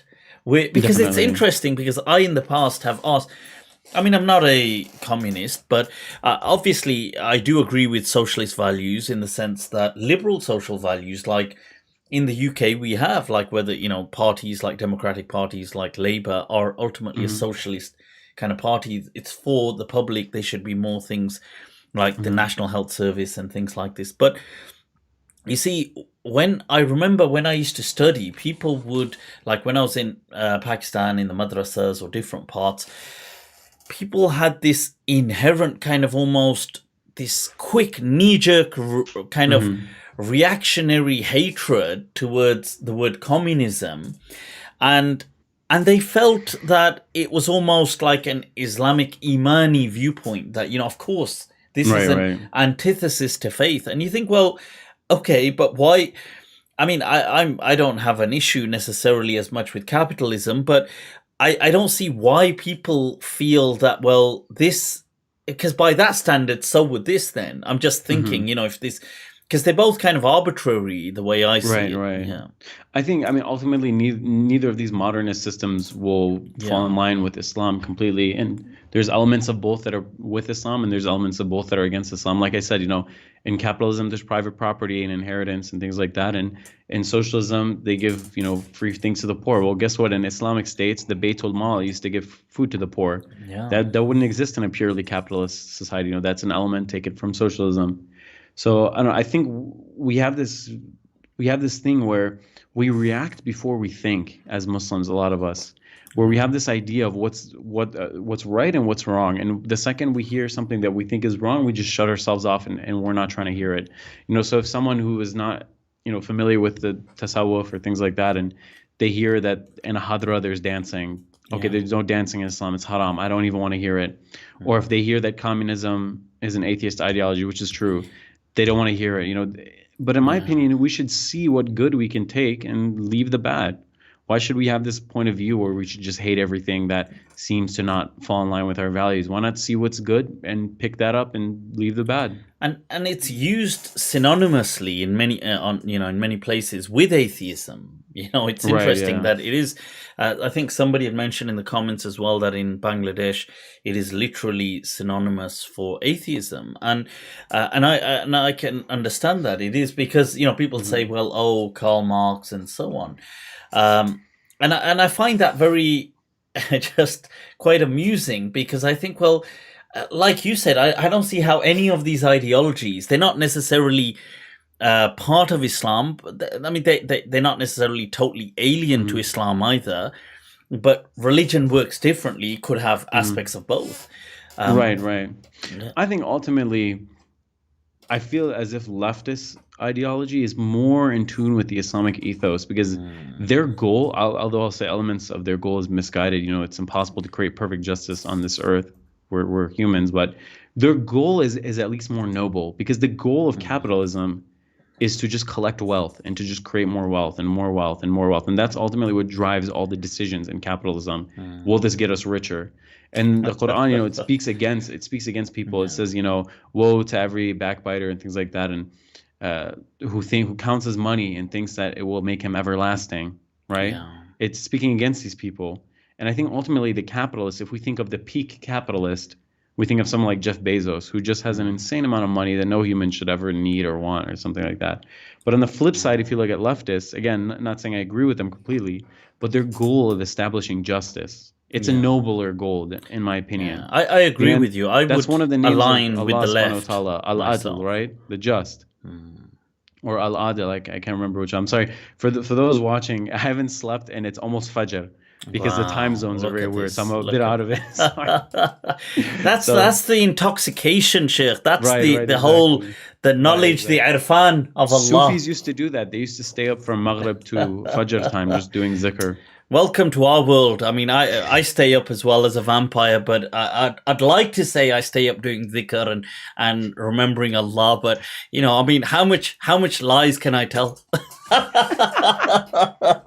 in one evening. That's I want to just as a quick note, then coming back to the other topics.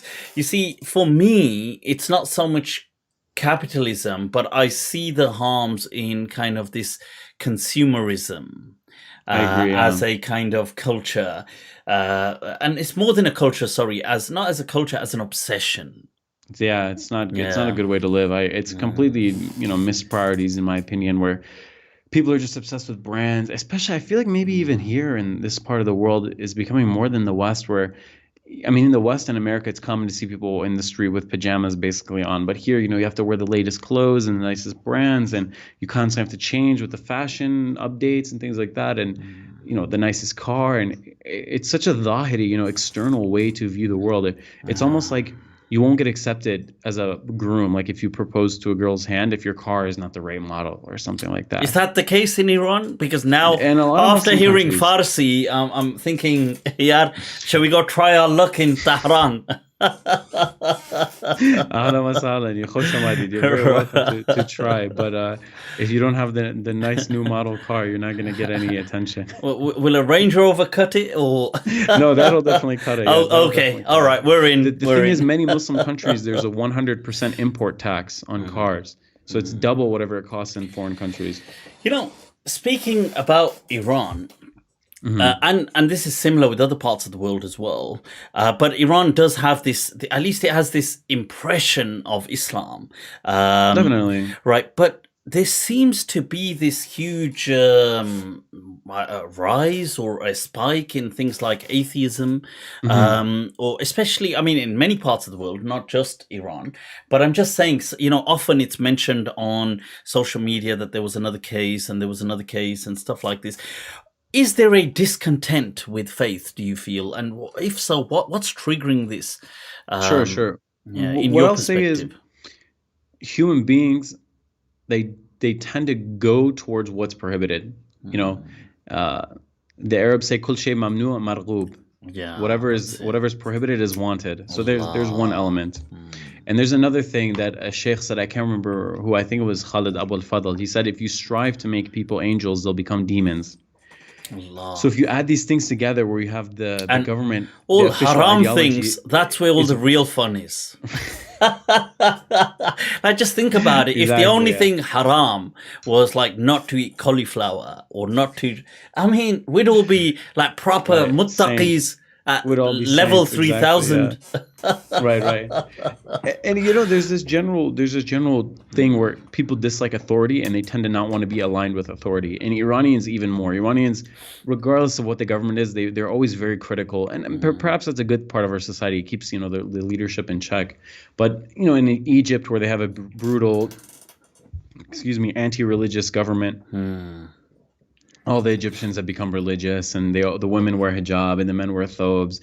And in Iran, where the government's really religious, the people become secular. This is just a natural, you know, human nature element. A natural yin yang kind of like. Right, yeah. That whatever the state does, and then, you know, whatever ideology you represent as the state, whatever wrongs you do or mistakes or missteps, they always become attributed to the ideology. So when I talk to people about Islam and things like that here, and, you know, find secularized people or even atheist people, and they say, well, no, I mean, how could you be Muslim? Look at, you know, what's happening and what happened here and what happened there. And this is the thing where when you carry the mantle of something, or when you're like keeping the flame of something alive, like you're claiming that you're the representative of something, then whatever bad you do becomes ascribed to that thing. Yeah. And this can have, you know, negative repercussions, unintended consequences. And this is one of the problems we're facing in modernity is, you know, how to reconcile being Muslim and having a state, and what does it mean to have an Islamic state in the 21st century, and, you know, things like that. And generally, it's a problem in everywhere in the Muslim world. I mean, even in Saudi Arabia, in the land of Tawheed, there's like a rise of atheism. Saudis are all over Twitter, but this is like a thing now. There's like a huge atheist growing. I mean, not huge, but it's growing in Saudi Arabia. But it's a strong, you know, like a problem, and it's because of how they are obviously, you know, trying to shove something down people's throats. Right, yeah. Metaphorically, and maybe in some cases literally, unfortunately. So some of these Qadi Saabs, Tawbah. You know, as an Iranian and being in Iran, I'd love to pick your brains on the general public cultural sentiment when it comes to what is the perception of Iranians on just general Sunnis worldwide. Like, is there I mean, if I know that's a hard one. No, it's fine. No, well, are they like ambivalent? There's two elements to it.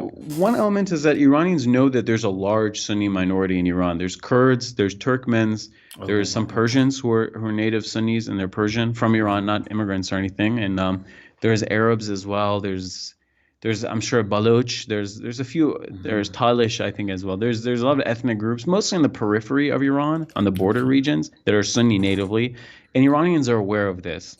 Okay. So that's one thing.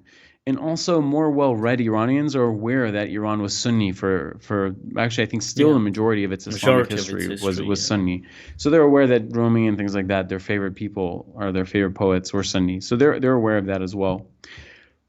I think the discourse is more nuanced. The elements that are against Tasannun or Sunnis are mostly against, what they mean is Wahhabis when they say the Salafis. So when they say Sunni, they mean people in Saudi Arabia wearing the qitra, saying, you know, Shia are kuffar. But if you get the average Shia person, they either don't care enough to have an opinion, or if they do, it's probably nuanced. You know, like the person who cares enough to know would know that, you know, his Kurdish neighbor is a Sunni as well, and things like that. So there's that. And recently there's been this narrative shift. I wouldn't say narrative shift, but there's this new movement with the government specifically pushing Sunni Shia narrative. They have a Unity Week, and Supreme Leader, the Supreme Leader meets with ulama from all Sunni countries, and including Sunni ulama in Iran. And, you know, they speak about how it's important to be together. You know, I had no idea about it. That's amazing. They've been trying, to their credit. You know, I don't know how genuine it is, if it's a good faith or not, but from what I've seen, there's been more. And sometimes I talk to, you know, random Shia people who make a point to say, you know, we of course we respect Sunnis regardless of all differences. We respect them. They're our brothers. You know, we love them. Things like that. And What was I going to say? There was one Because, last point. A lot of the practices in Shiism that Sunnis find distasteful have been moderated, like tatbir, oh yeah, the the head, the beating thing. and Yeah, the yeah. that's been banned. Yeah. Cursing of the Sahaba and of the Prophet's wives and other characters, that's illegal now. You Is can't it? you can't Okay, do that. wow. Yeah, it's Wow. illegal. There's a video that spread right after it got illegal, where a guy was in public. He was like cursing some companions and stuff, and the police literally hauled him away. Hmm. They literally just dragged him away, and they're like, "This is illegal. You can't do that." And they just like arrested him or something. So yeah, Yeah, wow. they've definitely That's, much they respect for that. Because the reason I'm asking as well is because it's interesting that, I don't know about I don't think, no, it's definitely not the case in all Muslim countries, but in some Muslim countries, like when I was in Pakistan. Now, Pakistan is a country that is still there's a strong root in fundamentalism there. So, but when I was there, you see the general, there was like the floating narrative when it came to Shiism was simply for the most part, just propaganda, negative, strong, kind of something to just like, oh, they are completely, it's a misguided, evil kind of like this, and they're up to all kinds of nonsense.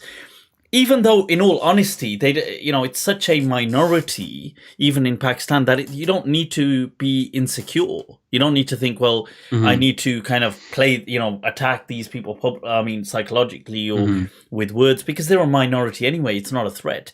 But right. so I was curious that I wonder how, within Iran, whether it's like an equal propaganda against or not.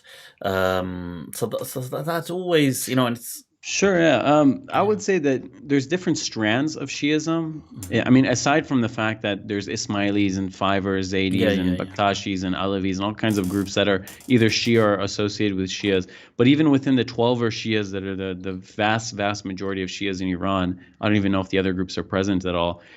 There's different trends. So there's some trends of Shias that are very conservative, and they resist the unity type of rhetoric. Hardliners. Right. I think they would be represented by, in your UK, you have Yasser al-Habib and Ammar Nashwani and things like that. Like these more hardcore Shias, which they don't believe in the whole unity thing. And they're probably the Shia counterpart to the Sunni propaganda against Shias, where they say stuff like Sunnis are kuffar, Hezbollah, and that they're stuff like that, they're enemies of the Prophet and things. It's like a very far right kind of right. That, but in Iran, the government does not like that, and they're against that type of stuff. But then there's a spectrum of the other side of, to what extent the Shias that are pro-unity or reconciliation, to what extent do we reconcile, to what extent do we insist on resolving issues and things like that.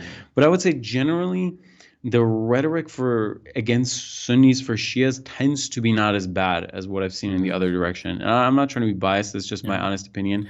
Which is quite strange, actually, because you'd imagine it from the minority towards them, not from the... You wouldn't imagine, because usually it's about security and insecurity.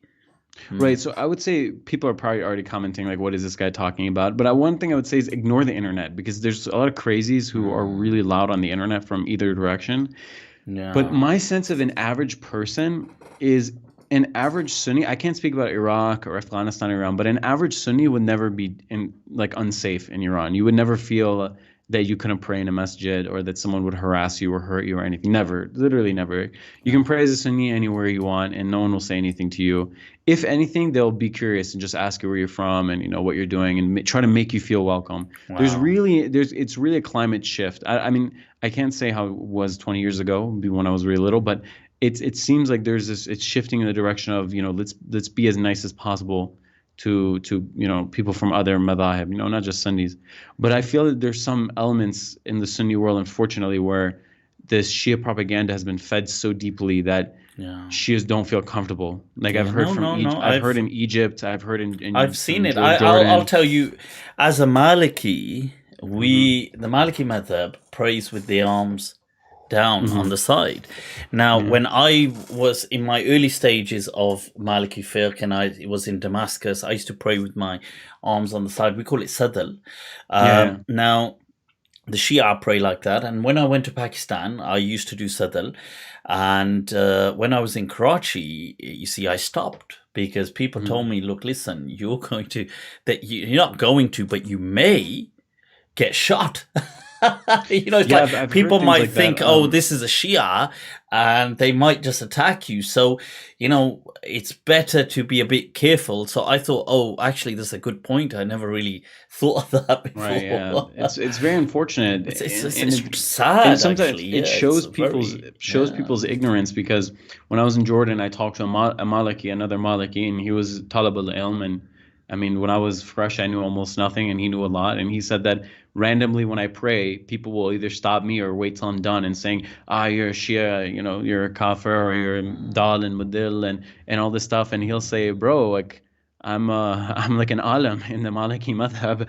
I teach in the madrasa, and I have tullab and things like that, and I'm like a scholar of this deen. With all due respect to the real scholars, he would say, and they would be, oh no, I'm saying this shows the sheer ignorance of people, that they're here to call people kuffar or misguided, and they don't even know that their brothers in Ahl Sunnah pray that way. Yeah. Ultimately, what I would say about this stuff is, if anyone truly fears Allah and truly follows his messenger sallallahu alaihi wasallam, and truly cares about this deen and is an honest practitioner, I think that's the most honest part, or the most important part. And all the differences, what difference does it make to us in our day-to-day life? Exactly. As long as we're not insulting each other, who cares what people believe in their hearts? As long as we're respectful, that's what counts. Especially now, our civilization's collapsed, our countries are destroyed. No one wants to live in our countries. I mean, I'm here in Iran, everyone wants to leave. There's this quote, he says, well, we're busy arguing about which way to hold our hands. There's people who are cutting our hands off, or from either direction, east and west. Yeah, I think this is the last thing we need to worry about right now, is whether the Sahaba were good or bad. What does that affect our day to day? We can't even keep our lights on. Go out into the street in any Muslim country, you'll get bombarded with children whose rib cages are showing, and we have to argue about if the Sahaba or if this or that. I mean, forget it. Khalas, follow the deen the way you think it's correct, and tell the people you care about and give dawah that way. And if someone has another way, leave them be. As long as, again, within the parameters of respect and things like that, just let it be, it's man. amazing, yeah, because I mean, it's shocking how the most important things that, when you look at what are called the daruriyat of Islam, that people like Shatibi and other scholars write that this is really all Islam came for, and all religions came for: the preservation of the self, the preservation of faith, of intellect, of wealth, and of offspring. And yet these things that having compassion, mercy, looking out for other people, these things, even though people accept them in theory, like they say, yeah, of course, that's what Islam is about, mercy, and it's about, but they just say that by name. Nobody really believes that anymore. Right, it's just the kalam, but not the amal. It's just a label, of course, it's Islam is about mercy, but nobody really. Unfortunately. Yeah, man, that's ya salam Allah. Yeah, it's very unfortunate, reality. Of course, not to say that this is new. We've had these sectarian issues, since they arise. Yeah, of course, they came to be. But I think right now is not the moment. I think maybe when we get to a certain point, we can have a munadara. Like Munadara Rashidiyya, as Allah, according to the Rashid, but it has to be according to the Rashidiyya, and we can finally come to the conclusion as to which madhab is correct. But I think at this point, where our deen is literally in a state of collapse, we're not at the point. It's almost like the house is on fire, and we're arguing about what color the curtains should be. Khalas, our house is on fire, man. Forget the curtains for now. Let's turn the fire off, and then we'll get to the curtains. No, that's and so I think that's so what true. Iran's state is at right now, with the whole unity and things like that. I think they know that it's not like the Shia Sunni thing will go away. Yeah. The idea is now is not the time to address it. Exactly. I mean, and I think that's worldwide sensibility. That's like the people with common sense out there, and wisdom, beyond common sense, some wisdom. This is the path forward, isn't it? Like, let's look. Let's shake hands, and inshallah, if we disagree on things, we disagree. Khalas, who cares, man? It's not like right. Life's so short. You got a million other problems. We don't need to kind of Right, just right. lose ourselves in these things. Even someone like Yasir Qadhi, who used to be a hardcore, Shia. Or, Yeah. I don't know if he said kuffar. He had some really Yeah, I nasty think things to at say. one point he did. Yeah, Right. yeah, I Even think he so. recently said, but it's so pragmatic and sensical. He said, if you live in a European country like Denmark, and Muslims are like 0.5% of the population, and they're going to ban the niqab. Yeah. Is it really the time to say, oh no, the Shia are kuffar, we're not going to ally with them? No, for the maslaha, work together. And to the extent that we're together, work together. And if you want to give a khutbah about the fadail of Hazrat Omar and he wants to go beat his chest and mourn, then do that separately, But Exactly. to the extent that we have commonalities, let's follow the commonalities. What's wrong with that? We have the Quran, we have the Prophet and his Sunnah, and a lot of the Sunnahs are followed together. And we get questioned this a lot. In Iran, there's a lot of awareness about the sectarianism now, unfortunately, Okay. and Sufis in Iran get questioned because I'm sure, as you know, Sufism is largely a Sunni trend within Islam. Okay. Of course, there's Sufis of all madhabs, but it's mostly Shafis and Hanafis and Malikis and things like that. And when we get questioned, we don't like to talk about these issues. It's not a good door to open right off the bat, especially when people say, are you Shia? Are you Sunni? And I think the best kalam that I heard was someone said, if being Shia means that you love Imam Ali and the Ahlul Bayt, then I'm a Shia. But if being Sunni means that you love the Prophet ﷺ and his Sunnah, then I'm a Sunni. And I think that's the best way. The best way to think about it. Man. That's beautiful. And look with ikhlas, with a pure niyyah, to the extent that you see what someone says follows the Quran and Sunnah and the established tradition and your own your own wisdom and intellect and what seems godly and correct, follow it. And to the extent that you see from anyone from any mazhab saying something that seems coming from hatred or dunyawi stuff or any other issues, leave it. Simple as that. I hear that the Iranian scholars are quite open to psychedelics. There is one Ayatollah who said that certain psychedelics are halal, and actually, as part of a job, I was translating the Risala of Sayyid Ali Sistani. Every Shia marja, a marja is like, to be a mufti is much harder in Shias, let's say. They have to release a book with all their majmu'ah fatawa, basically, all their fatawa. And one of the fatwas I translated was regarding psychedelic usage. And I'm pretty sure, I don't want to misquote, but I think Sistani said that they were okay. Yeah, no, I've heard that because I remember when I did a podcast with Dr. Mahdi Sajid, and in fact, this Friday I'm going to do a live session with him where I'm the guest, so you can follow that. But he had told me that, you see, how he initially came across me as a professor in the Netherlands. He said, he was researching psychedelics and Islam, and he came across an Ayatollah who had said it was halal, and that was the only person he could find. And he was trying to find a Sunni parallel, like, are there any Sunni scholars that speak about this? And that's where he came across me. He said, you were the only Sunni scholar I could find who spoke on psychedelics. He said the other being this Ayatollah. So I was like, oh, right, wow, that's interesting. Right. I think this is one thing that Shia fiqh has in scholarship generally, is that for a lot of Sunnis, I think the abwab of ijtihad are closed. The new rulings, they've said, intoxicants are haram, qat, khalas. Why would you ask if DMT or whatever is allowed?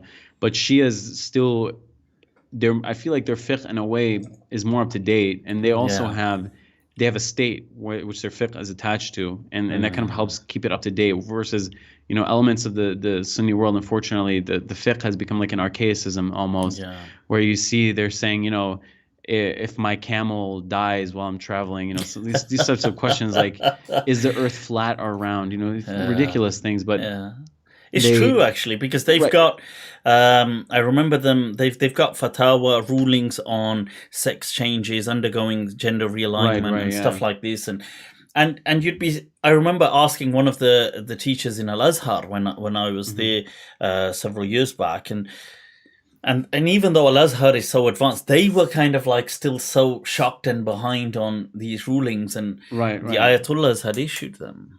Yeah. Right. I think one thing is that when you deal with these countries, these Sunni countries run by secular governments, there's a lot of pressure on those institutions. That they're under, a big watch. But in Iran, they have more freedom of movement because Yeah. they run the place. They're not worried about the mukhabarat dragging them away because their fatwa was wrong or something. They have more freedom of movement, and there's a more intimate connection with the ulama for Shias, because for Sunnis you don't necessarily have to do taqleed of an alim. If you just do your basic fara'id, that's already in any basic, fiqh book, it exists. You don't need to do taqleed. But Shias, part of the requirement to be a 12er, standard 12er Shia, is to do active taqleed of a living marja. Marja just means source, right? Marja, taqleed, source of emulation. So if you say the most common one, I follow Sayyid Ali Sistani, then all of your rulings have to come from this person. And that includes everything in life, not just basics, but literally everything you do would be governed by this person's. It's almost similar to the way that Sufis get their Sharia from their peer. It's similar in that sense, right? I see that overlap. So for that reason, there tends to be I feel like there's more up to date. You can go on the websites for Shia scholars, and they have rulings for. No, it is. I've heard, renowned Sunni scholars make this statement. Even Sheikh Sidi Iqbal, who I've had on a MindTrap, is a teacher of mine, al-Maliki from the UK. Even him discussing some of the ijtihad of the Shia scholars, he highlights this as well, that they are actually way ahead in the current ijtihad than the Sunni counterparts. I've noticed that as well, definitely. And I feel like the mindset is completely different when you deal with Shia circles. And I've sat with both circles in my life, alhamdulillah, I've seen them both. It seems that the Shias are more concerned with the day-to-day affairs. What's going on in Yemen? What's going on in Syria? When will this happen? Or how is this going? Or how can we? They're constantly rethinking their approach to the world, versus when sometimes, and not to criticize anyone, but this is just what I've noticed when you sit in Sunni circles sometimes. I mean, aside from maybe like Ikhwani types who are more into politics, the average Sunni circle, like in Jordan, I noticed they're talking about things that are just so ancient sometimes, they're so irrelevant for the modern world, like rulings for things that wouldn't even happen anymore, Speaking of rulings, and the question that everybody really wants to know, it's plaguing the mind of, it's stopping the heartbeat of many people, that how accessible is mut'ah in Iran today? Come on, people. Everybody's really interested. Are you personally interested, Mufti? Is that contingent on your I'm just waiting for them to open the travel corridor, and I just want to be listening to this Farsi all day. Okay, I'll give you the legitimate answer to that, but I also do want to talk about this topic a bit, because I feel like Shias are so unfairly slandered for this topic. Now that is true. Basically, behave. Mut'ah was an accepted practice among all Muslims, and I think that the ijtihad of Hazrat Omar is what ended up closing the doors. But there was some tabi'in and sahaba that were against that. But for whatever reason, it became urf and tasannun that there's no mut'ah anymore, and it became like a talking point against Shias.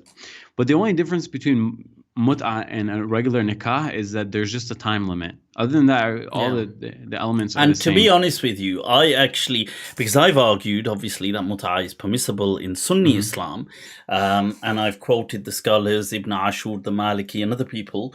And in fact, there's a whole book of a current day Maliki. It's actually just called Mut'ah, and it's Qira'atun Jadida fil Fikr Sunni. Really? So that's the title, that he says that it's a revision of the topic in Sunni thought. It's not a reference to Shia thought. Right. And he actually, his name is it's Ibn al-Azraq. He goes with Ibn al-Azraq. I know there's the classical Ibn al-Azraq, but this is he's contemporary Moroccan, and he has a debate on YouTube with Sheikh Fazazi, the Salafi Moroccan. He's Moroccan, and the other Salafi Sheikh. I would like to see that. So to answer the question, actually, though, yes, it's available. I mean, just like any marriage anywhere is available, if you find someone Usually, I mean, realistically, usually Flight it's to widows. Usually, Iran. widows do it. So the people who are more likely to engage in it have been widowed before, because otherwise, you would like to get a normal permanent marriage and start a normal married life. But I mean, there's certain elements where a mut'a marriage can be very helpful. For example, my dad's cousin runs Hajj caravans and also ziyarah to Damascus and things like that, Baghdad. And let's say you have a widowed woman and she's 82 years old and she's going on Hajj and she needs to be wheelchaired around. Okay. But she's so... This is not what... the guy who gets... Can you imagine the guy who gets sold this contract? And he's like, yeah, I've come here for mut'a. They go, don't worry about it. We got you, man. We got this. And then he's like, you can take this wheelchair around. He's like, yeah. So the thing about mut'a is that a lot of times when it's done, it's not done to consummate. It's just treated as like hacking the mahram system, basically. Like if you need to be a mahram with someone, you can just read a mut'a contract, but not actually consummate the marriages. You're not required to consummate it. You know what it is? We like to enter into Islam wholeheartedly. Udkhulu fi silmi kafa. Don't, what's this half out of? Enter all of Islam. To let their kids date, what they do is they actually do a mut'a for their kids, but they include that they're not allowed to consummate it. It's really interesting, the workarounds. So let's say if you're what religious, did Imam Malik say? Kullu shartin laysa fi kitabillahi fahuwa batil. Every condition that is not in the book of Allah is invalid. So if you're religious and you want your kid to go out with a girl for 2 months before they get married, you do basically a mut'a, but just to make them mahram. That's what they write in the contract. They're just mahram, like brother and sister, so they can go out and talk one-on-one. What games are these? Brother, what games are these? Brother, sister. But another thing, actually, attaching this mut'a question to the day question. One issue that we have in Islam is marriage, because back then, I mean, this has been told by my older relatives. When your parents could tell you were ready for marriage, and I won't explain how they could tell that, but there was a way. They would just marry you. You would just get married, and that was that. Are you ready? Right. Put the glove on. And now you have to wait until you get your doctorate degree to get married. Literally that's the case for some people. So you're 28. So from ages 14 or 16 to 28. You have someone who's ready to explode from hormonal, and they say self-stimulation is haram. So well, they walk that back now. But anyway, you have this is a big problem in the Sunni Muslim world, because you have these people who you tell them, just tasbar shway, ta'khuz hamam, shower. Say, what? Say, take a fast. cold shower. Why don't you fast? Right. You think, why don't I fast? Right. Yeah. And maybe stuff like that would have worked way back in the day, but nowadays when you're in the university dorm and you can literally hear zina in the room next to you, just a simple cold shower will not get your mind off of that, right? So the Sunni world is kind of stuck. What do we do? Early marriages is a nice talking point, but who the hell is going to let their 16-year-old daughter get married? Of course not. Most people would not in this day and age. But the Shias came up with a solution. The Shia solution. See, the people below me just hit the roof with a broom. That means shut up. Sorry. Or either that, or it's a mut'a scenario that's really passionate. People are flying and hitting the roof. So the Shias came up with an idea to fix this, and they just say do mut'a. So if you're like 18 and you want to get married, but the sharait aren't there, they'll just say, okay, find like a divorced woman and do mut'a. That way, you can stop, being distracted by, I mean, let's be frank, it's a human urge, but you also don't have to get permanently married. Like the 40-year-old divorced person who's doing mut'a is under the assumption or under the impression that they're not going to get permanently married to this 20-year-old or something. Right? I mean, I don't know how much I agree with that. I'm not endorsing that. I wouldn't, tell people to do that. But at the very least, at least it's an attempt at a solution. Maybe it's imperfect. Maybe it's completely wrong even. Allahu alam. I'm not a faqih or a mufti. You're the mufti to tell me. But at least it's an attempt to create an Islamic solution. In my opinion, what I see in the Sunni world of saying take a cold shower and fast, that's not a solution to someone who's 28 and unmarried. So I totally agree with you, man, Ustadh. couple of years ago, I was called to a conference on. It was mainly. It was for young people who were like Mm-hmm. college to uni, early uni, that kind of. It was a like a camp. They were at this, it was a residential. So I was there to give some lectures, and, no, they didn't have any muta. If that's what you think, this story ain't going there. That would be kind if they call speakers and say, and for your convenience in the presidential suite, we've also arranged muta. And then for once we'll turn up early and on time, before time. The only way to get Muslims to come early and on time. So no, but what had happened is, whilst I was there, we had this Q&A at the end, and obviously, young people, and so they asked this question about, not about muta, but they were asking about being sexual, and what's the crack with this, like, and being obviously Islam. And at that time, I hadn't really embarked on my research on the muta issue and stuff like this. But obviously I was aware of muta, but I hadn't later on I started researching this issue. But I did say at the time that, look, if I'm to be honest, that institutionalized religion with a capital R has kind of failed people today, because it doesn't provide a solution. And I said that, look, Muslims, the scholars need to, they need to have the courage to revisit this topic, because what we're basically saying is no answer. We're just saying, That's true. let's just ignore the question. Oh, why don't you have fasts and pray? I mean, that's that's just being stupid, because a person is not asking about fasting and praying, and they're not asking about that. They're asking about something that is described as the most powerful instinct that we have, especially according to Freudian kind of through psychoanalysis. But even generally, it is definitely one of the most strongest instincts human beings or creatures have, is the sexual instinct. Now, to completely deny it. Now, they say we don't deny it. What we say is that, look, why don't you just get married? Like, as in the official big, big fat wedding. That's just crazy, because you can't do that as an 18-year-old or a 19-year-old. Absolutely, yeah. That's ridiculous. And by the time people save up to do that, this big fat wedding, like 25, 26, 27, and sometimes later, like you mentioned, people want cars, they want houses, they want this. Absolutely, a wedding costs so much nowadays. And then, you see, they also lack experience in relationships. So usually, a lot of the times, people's first relationships can be and it can be a disaster, because they don't have this experience on how to just even being in a relationship. They lack that, or just even interacting with the opposite gender. Some very strict Muslims, they don't even see the opposite gender ever. So how would you even know how to address, speak to, emotionally connect with? Even, dare I say this, sexual compatibility.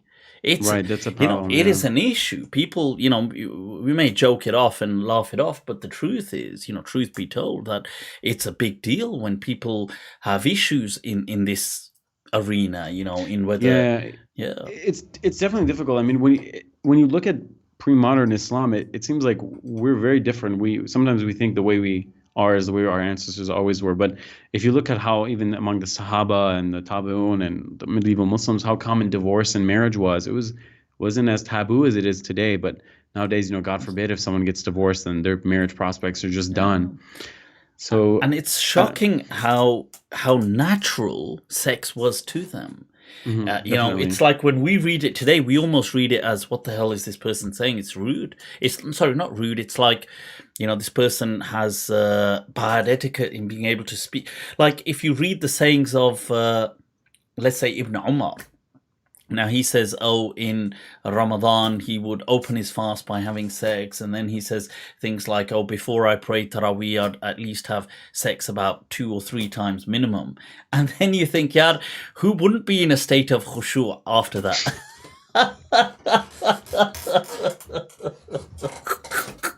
But you think, look, this is this is they had a very kind of like this is just a natural thing. And Of course, today, yeah. and ironically, as society has become more hypersexualized in its advertisement aspect, Muslims, not people, but Muslims have become like there's no response to this, and Sunnis have come up with this nikahul misyar, which is Right, like yeah, a traveler's cowboy marriage thing. yeah, and which is like a cowboy botched up version of mut'a. And it's Exactly, worse. yeah. It's worse because what they say is you basically marry with the intention to divorce. Like basically you're tricking the girl. And I would consider I think that's like an abomination. Like, why are you tricking her? Because Right, yeah. that Definitely. yeah, because at least in mut'a there's a transparency. Everybody knows where they stand. They say, well, okay, look, this is what it is. Let's have a short-term relationship. If it, we'll see how things go. But this is what it is from here, from the offset. If people are in, they're in. If they're not, they're not. But to say, well, look, okay, let's get married with this lifelong vision, and in your mind you're like, not. Yeah, exactly. Yeah. I've got my flight booked for the end of the weekend. I mean, that's monstrous in my Absolutely. books. Yeah. I mean, I'm sure there's people commenting right away, oh, mut'a is evil and all these things. But one thing I would challenge to people who would dismiss it offhand is give us a solution to this problem, because it is a problem. Zina, I mean, everyone who lives in Muslim communities, even in Muslim countries, zina is just totally normalized now. There's basically, it's assumed that almost everyone does it at this point. And I wish there was a solution to that. I wish it didn't have to be that way. But it seems at this point, this is a solution. Right, it could be a solution. I hope there's more than one, but we're not thinking about it. And by pretending it doesn't exist and saying, oh, fast and take a shower. And I mean, even recently, we're so slow. They said, okay, fine, it's makruh, it's hated, but you can masturbate, fine. Well, khalas, they've been doing that for a long time. You guys are 10 steps behind, I remember I was walking with some fellow Tulab Ilm outside of the masjid of the University of Jordan. One of them was stroking his beard, and he's actually from Pakistan as well. He's saying, I think I know the solution. We were talking about the zina problem. He says, why don't we say masturbation is makruh? We can do that. And then our friend said, Yar, we've all been masturbating for 20 years. You're just saying we're going to say it's makruh? The buck passed on that already. He's like... I thought he was going to... He was so deep into thought. He said, I'm going to say something groundbreaking to them. Wow. But we're behind, and I don't know what the solution to the problem is. I read something online that was so heartbreaking from a Muslimah who was heartbroken. She said, all my friends were doing zina in college, but I waited. And I waited and I waited until I got my master's and a job, and then I was 27. And all my friends who did zina and had great relationships, they did tawbah and istighfar, and they married the person they did zina with, and now they have kids and they're happy and their community loves them. But me, I waited until I'm 26. All the men say, oh, you're old. Oh, she's too prudy. She's never had any relationship experience. She's too religious. Everyone says, oh, you're old. You're almost past the age of marriage. And I'm childless and unmarried and unhappy, and I haven't even experienced love in my life. What can I? It's almost like going the Muslim way makes your life worse in this case. I mean, I'd agree. What can we say? I mean, it just reinforces that it's easier to steal a bike and pray for forgiveness than it is to ask God for one. Right? Yeah, exactly. Yeah. So, but I don't know. The thing is, if we don't, God doesn't burden someone with more than they can handle. If we don't make Islam a religion that people can handle, they'll leave. If we make Islam so difficult, then very few people will follow it, And the religion was never meant to be so difficult that no one could follow it, Yeah. So I don't know what to say. And it's so true. No, I totally agree. And I'm really glad that, even this topic was brought up. I mean, obviously the humor aside in it, because I feel that, look, it is a sad state. Because what it is, even though people will have all these relationships, or people will, people will be masturbating, like you mentioned before, or they're doing these things, it's the unfortunate guilt that people place on them, that they feel that they are cursed, and they feel that, it's just horrible, because really all this is coming to them just because of Islam, religion. And religion is a source of rahmah. And it's a source of, it's become the opposite, and it's become just a burden for these people. So that's the kind of soul crushing element, really. Absolutely, yeah. Yesterday, in fact, last night, I had a heart to heart with someone Well, he actually started it with me, and his comes from a religious family. His brother's a cleric. He's imam of he's a Friday imam for mosques outside the country, Shia mosques, and his family is all super religious. And he's fluent in Arabic. He did talab al-ilm, in Syria, and he's super religious. And he just straight up opened up to me and said, "You know what, man? I'm gay. What do I Okay. do? What do I do with my life? How can I continue being Muslim when I'm told that I'm evil and that I'm gonna go to hell and all these things?" It I feel like we don't have answers to give to these people. The way we address these topics, I'm not saying that we should change the deen and make what was haram halal. I'm not saying that before anyone takes that from me. But what I'm saying is it's not enough to say, oh, astaghfirullah, get electrocuted and tell you like women. And he told me, I've tried it all. There's nothing I can do. It's just not in my fitra. I don't know why I was made this way. And am I evil or something? And he was under the impression that he was going to go to hell just for his desire, because we've even lost this nuance. We say being gay is haram, as if what we mean is doing the action of that specific action, not even just any action. That specific action is haram, but we make them feel that as if they have this feeling that they're a kafir. And I told him, no, of course, you won't go to hell. And he's a talib ilm, he knows the Quran and he knows hadith, he can quote them. But he was under the impression that he's going to go to hell ultimately, despite all of that, because he told me I've never acted on it too. He says it's just in my mind. I can't go away. We, especially in the age we live in, we need to think of answers to these questions, and we just haven't thought enough. And it's sad. Someone, as much as we might dislike or find him distasteful at times, someone like Yasir Qadi, at least he's trying to come up with something. And even that attempt will get him labeled as a dal and mudil and kafir or mubtadi or whatever. No, it's so true, man. And this is why, I made a clip which is on YouTube called Homosexuality and Islam, A Diverse History. And in it, it's about half an hour long. And I go over all the, not all, but some prominent examples of people who were prominent people like caliphs, or they were definitely. imams, they were scholars who were homosexual. Absolutely. And who some of these scholars who argued for the legitimacy of homosexuality. And I said in it that, look, I'm not saying that I necessarily agree with these rulings, but what I'm saying it is true that these rulings exist in our heritage. So if it's going to give somebody some sanity in following it, then who am I to kind of like say to them, look, you're not allowed to follow it, or you're not allowed to. If it's because people, I had messages from people saying that they basically wanted to commit suicide. Because of their sexuality. And that's actually one of the reasons I made that video clip, to say, look, listen, at the end of the day, if this is giving you a lifeline, it's giving you a lifeline. This is a scholar of Islam in the past who said, whether people today agree with it or don't agree with it, but it's not. Right.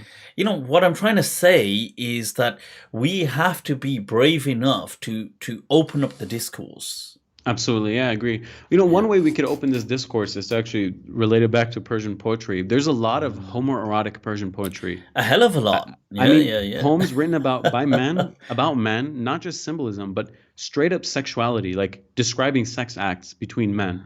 Okay. One of the most famous people who wrote about this might come as a shock, is the famous Sheikh Sadi Shirazi, the extremely famous Sheikh al-Islam, wrote openly homosexual poetry in no uncertain terms. Wow. He openly wrote things like, I seek my own gender, or writes about men, writes about their beards, their mustaches. No way. He had a beard fetish going on.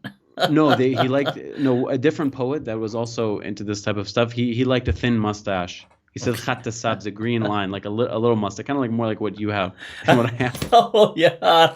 Oh damn. I would have been popular. I take Islam is like, of course, no Muslims are gay, but you just open this poetry and you just come across poems that are written by men about men, and of course they exist. A certain percentage of people worldwide always are gay, so of course some of them will be Muslims and poets, but we act as if these things don't exist, and even just saying them is...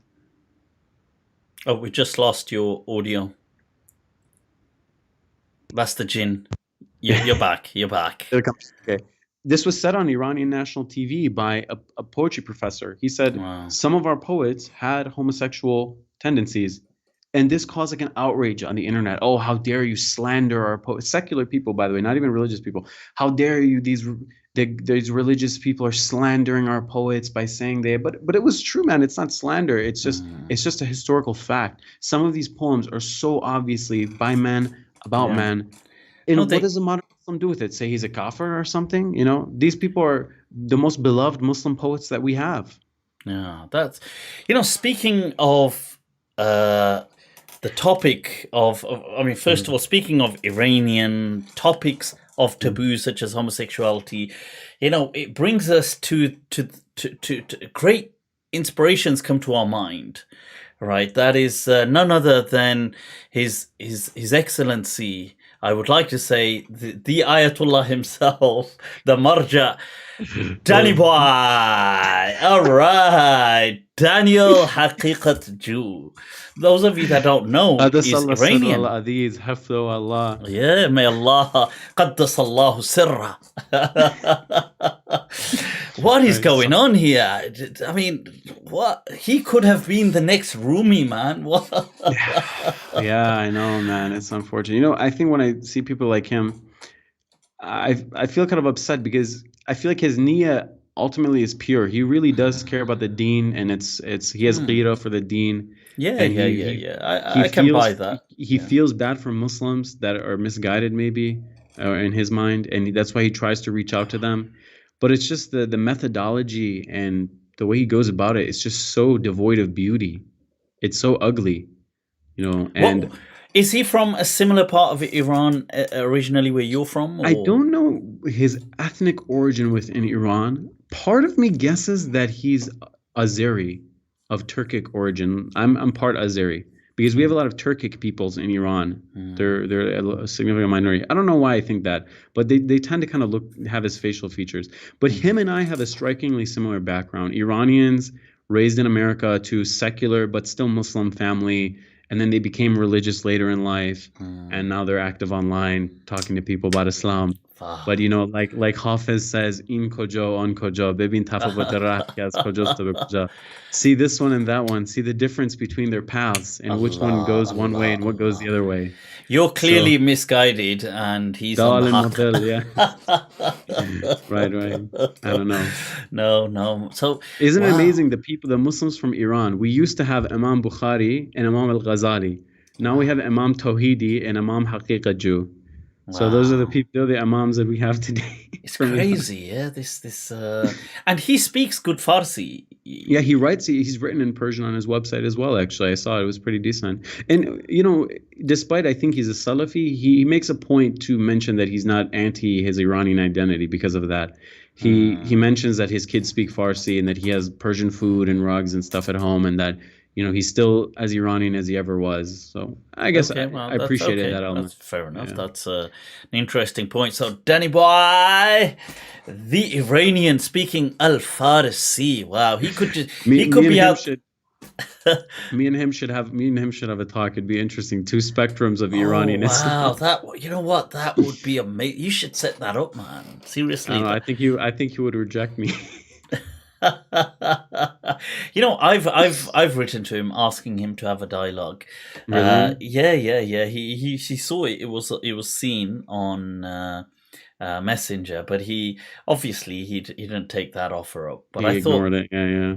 The Hanbalis have this idea that if someone's a person of desire, that you shouldn't debate or talk with them. I don't know. Maybe we're people of misguidance. Basically, people of misguidance. Yeah. I don't know. I just find their dawah to be very counterproductive. I've never heard of anyone who wasn't a Muslim who's like, wow, I should convert to Islam because of this. Or I never heard of anyone who is a liberal Muslim, who's a feminist, who thought, oh my God, wait a minute, feminism is wrong.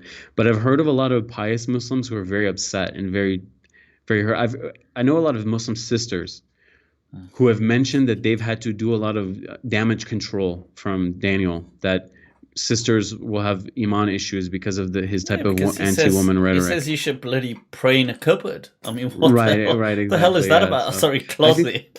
This is an issue we have in modernity where the ulama are not connected with the people and they're less and less. Nowadays in many Muslim countries, if your grades are 90 to 100, you become a doctor. If they're 80 to 90, you become an engineer. If they're 70 to 80, you become a lawyer. And if it's 70 and below, you become an alim. It's a joke in Iran. In many Muslim countries, I've heard that if you can't study anything, you'll just go become an alim, right? So we have no connections with the ulama. The ulama don't have much knowledge, and now we end up with someone like Daniel, who hasn't studied formally anywhere. But he's been to Harvard, and you wouldn't expect. Right, but that's a secular credential, and he's teaching deen to people.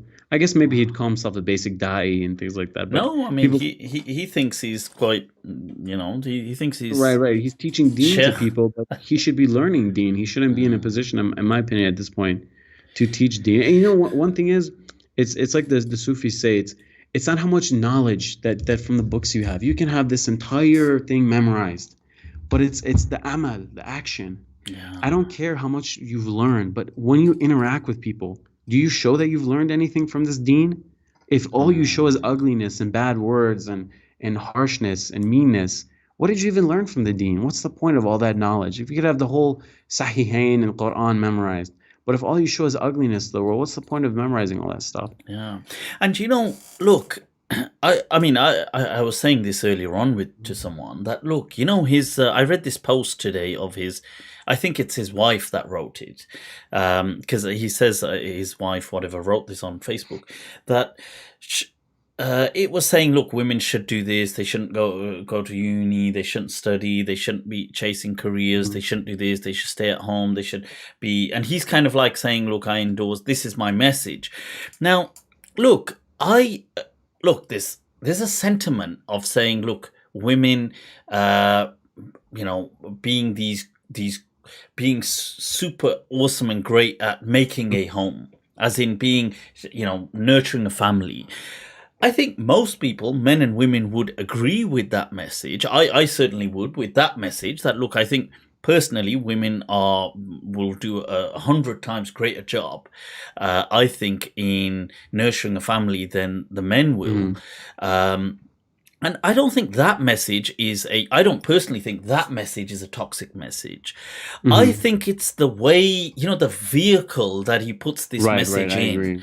Because there's this, like calling women witches and calling them this and calling them that and snarling witches who are like, there's this kind of this misogyny, so much of it, that this message of, because if he was just to say, look, people don't neglect, seeking the dunya is good, seeking careers is good, but look, your family always should come first in your mind. As a message, I think personally, I don't think there's anything wrong with that message. Absolutely. But I think it's the way that this is drowned, submerged in all this hatred almost to women. Do you think I have this problem because I consider myself a traditionalist in many ways. I think maybe ultimately me and Daniel and I's base values might be very similar, but the way he goes about explaining and understanding it is very different than me. I don't mean some of his other opinions. I mean mostly the traditional, home, family, life is important. Don't worry about careers, things like that. I would agree. Yeah, we with can you. all agree with that. Like, I think people from Muslim society. I would even say that. I would even say that to men. But I think the issue is, the way they go about it. It doesn't do any good. Nowadays, when I talk about traditionalism on my Instagram story, I talk about this quite a bit. Traditional family values are important. Getting married is important. Having kids is important. All these things, because the modern world, these things are getting neglected more and more. Yeah. And people who disagree with me say, "Oh, you're just like Daniel Haqiqa Jew, aren't you?" It's almost like you get stereotyped as being like him, and I don't want to be associated with that type of rhetoric. So I'm very careful about the things I say about, being traditionalist, but I don't know. I don't think no, I think to be fair, I think as well the problem is that there are certain very sensitive kind of like woke people, let's say, or that kind of crowd that if you do say anything, they could just, or like very sensitive kind of feminists that will just react to anything. And I think in that sense, a lot of people have kind of also reacted to me as well, saying, "Oh, look, Mufti says stuff which is just I don't I don't know, but maybe I say stuff to." Right, right. It's Yeah. like one of my mates says about me. He says, "What's sounds right wing but isn't right wing," and he says Mufti. And I thought, okay, I'm surprised, Yeah, but yeah. that's a Momo Right, right, out there. yeah. You're doing it, I Momo. think the But issue is that a lot of our cultural values, if you bring them to the West, they're the same as what right wingers have. And we Muslims are very against the right wing for their racism and all the other issues that they have, of course. anti-immigration, anti-healthcare. At least that's the way it is in the West. So you become associated with them, right? So maybe as a Muslim and a traditional Muslim, I have a lot in common as regard to family values with Republicans in America. But if you become associated with them for that reason, then people think, oh, are you a racist? Are you anti-immigration? Are you anti this or that? And But definitely, I feel like, just to be clear, and I'm sure you'd agree with yeah. this, that you see, careers and things like this are for both people. It's I mean, sorry, for both genders. It's not. In his post, he kept going on about, look, don't have careers. Wouldn't you want women to be equal Right, participants in society? My thing is simply about mental priorities in life, like the ultimate thing in Right, life right, is like, even a job for me ultimately would always just be a job. It's like Right. See, it's not like that. Muslims in America. So one thing is that he's speaking to Muslims in America. Muslims in America are a very specific demographic. They're people whose parents usually came because they were engineers and doctors and things. There's refugees as well, but a lot of them. And even the refugees' kids end up like the kids of the people who are doctors and lawyers. And subhanAllah, they end up going to the best institutions. And Muslims are one of the highest educated groups in America. So many doctors, engineers, lawyers. And they have this very careerist mentality in the West, where a lot of times I've seen Muslims, men and women, forego a family for the sake of their career and their career growth and things like that. And I've personally seen that, and it has unfortunate effects. But in other countries, of course, it's different. But in America, the Muslim community, elements of his criticism are correct. But again, it's the methodology and the way he says it, and of course not all of it, but elements of what he says as a kernel of truth. Yeah, there's definitely Muslim sisters who look past having a family or give it a second priority. I wouldn't even career. say that's anything to do with religion. It's just you'll get certain people who have fallen victim to that lifestyle. Right. Certain it's women, a cultural thing. It's and you'll America. get men America's as well, a but you'll careerist get country. women. Yeah. So very, and then this whole thing of giving Islam this, pushing this, women should pray in the closet, and this is from the Sunnah of the Prophet, and you think, I don't know what closets he thinks the Prophet had in his Right, yeah. his wife prayed in the pantry, and you think, for God's sake, wasn't Masjid Nabawi mixed? There was exactly mixed prayers there, yeah. exactly. And there was no divider or anything. It was just a room. But fun and games, huh? Fun and What games. can we say with these people? Ustadh, I know you are exhausted, but before what I'd like to get you some final to wrap this up. The top three legendary poets that do it for you, and why? Why? Oh my God, that's a difficult one. So I would say Hafiz. I love Hafiz because he speaks to every element of the human experience: happiness, sadness, hope, despair. Above raising him above Rumi. Number one goes to Hafiz. For me, as a general poet, yes, and I'll explain why. Hafiz. This is a topic maybe for another talk, Aslan, but he went through a lot of changes in life. He grew up more religious, and as time went on, he became a Sufi, and then he became less religious. I think if our estimations of when he wrote different poems are correct. So he speaks to all elements. So if you want to find a poem that's religious, he's there. If you want to find a poem where he's like, I don't know I'm doubting this whole thing, I'm feeling my iman is low, he's there. If you want to feel a Sufi poem, he's there. Love, hope, despair, everything. Wow. And he's a very good poet. Technically skilled, he's very good. He has some lines that your head spinning by how good they are. What's any killer lines coming to mind? You want to woo us right here. As on dam kiz ishq to. Let me bring the poem up. Actually, I have this thing where I can't memorize poems and recite them. Come on, man. You know Farsi poems with that accent. No, I read too many. That's all you really need to be doing, just learning poetry now. Okay, so he has one poem. This is just an example of his poetic ability. He says, "Chashmam on dam ke ze shawq to nahad sar be lahad."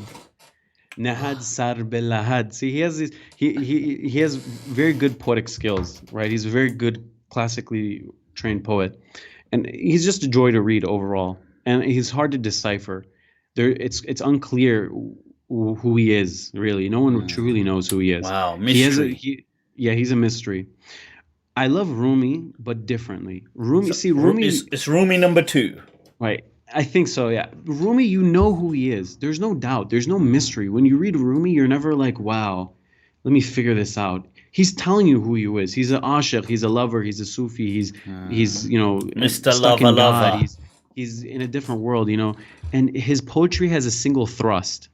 There's one directional movement. Love thrust. ये हो क्या रहा है? Hafiz, if you want to, Hafiz is going in every direction possible. You might end up more confused by reading him, but Rumi is going from point A to point B, and sometimes if you want to go in that direction, it's fun. But Hafiz, you can go in any direction. But Rumi, of course, the depth of his poetry, it's incredible. But what I will say is, Rumi's not a poet; he's a Sufi who writes poetry. Hafiz is a poet. Wow. For a poet, the end goal of writing is to write the poem because they love poetry. For Rumi, the end goal was to describe tasawwuf and to give tarbiyah and to teach his students. But he happened to write poetry as the means. He doesn't necessarily even like poetry. He has a line where he says, "Rastam az in bayt o ghazal, ey shah o sultan azal, Muft kosht maro." Wow. He says, "Rastam az in bayt o ghazal." He said, I broke free from this bayt, this couplet, in this ghazal, in this poem. O king and sultan of eternity. He's probably maybe referring to God. I mean, who knows? You can never tell. Muft alon kosht maro. Muft alon is the wazn of that poem. What's mufta? The meter. So the meters in Arabic poetry they have weird names, mufta'alan, mufta'alan fal. Oh, right. Okay. Yeah. Right. These are names. I don't want to get too technical. No, sure. Basically, mufta'alan is the poetic meter that he's using. It's a common meter. Yes, mufta'alan, right. mufta'alan. So yes, he says, mufta'alan koshmar. He says, this mufta'alan killed me. I'm tired of these meters.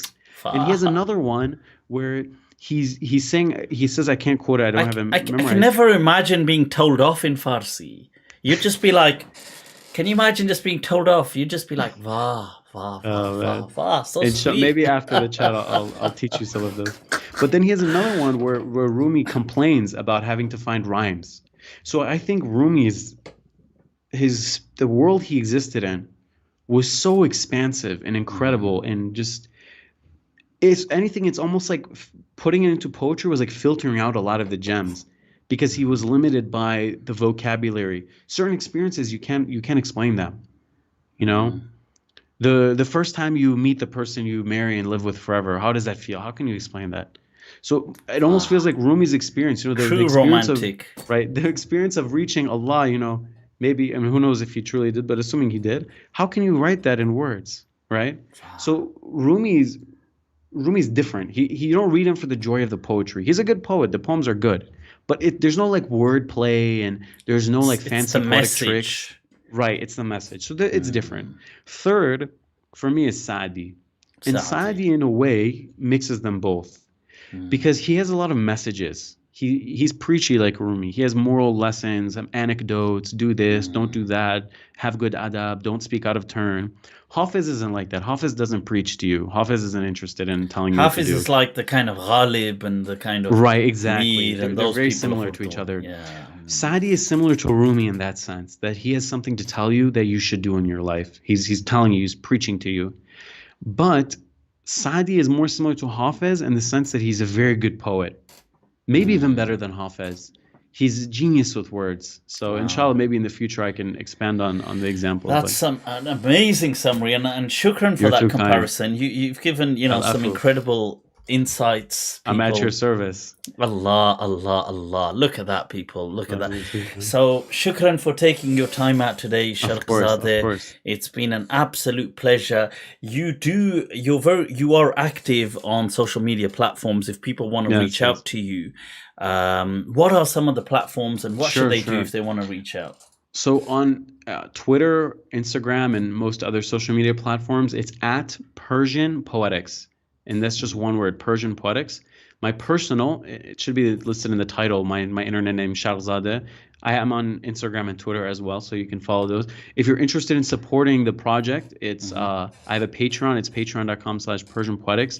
What we're doing right now is working on translating a book by Rumi that's never really been translated well into English, and it's really going to be counteracting a lot of the false or orientalized or misquoted translations that I talked about earlier, which is one of my main focuses. We talked about it less today. I'm glad we branched on to other topics. But if you're interested, my online presence explains that plenty well. So And your if you could book's just- coming out, isn't it? Right, it's in the works. But one thing I've learned is when you start writing a book, it seems like it'll take much less than once you actually start to get writing it. But I'm hoping that maybe towards the end of 2021, it'll be out. So by the time Inshallah, it gets man. So done and edited we and all look that, forward to that, man. We Inshallah. look forward to that.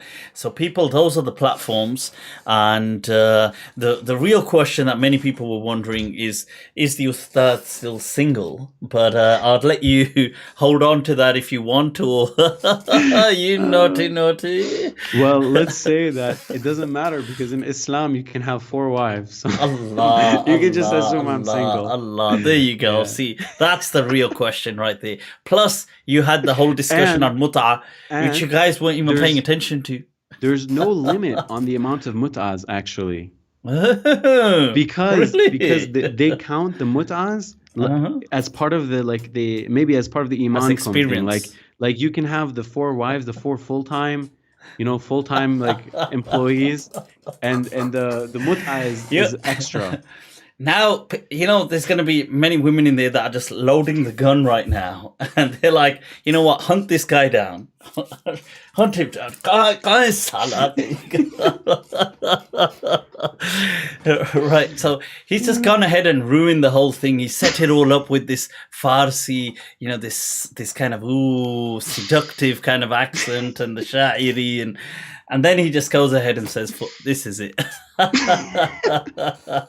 Oh, no, Sheikh, it's been awesome having you on. I'm at your service, brother. It's been an absolute pleasure. People, Thank you so much.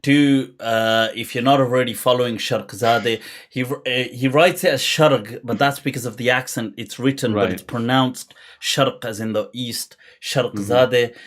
Do follow him. Do reach out.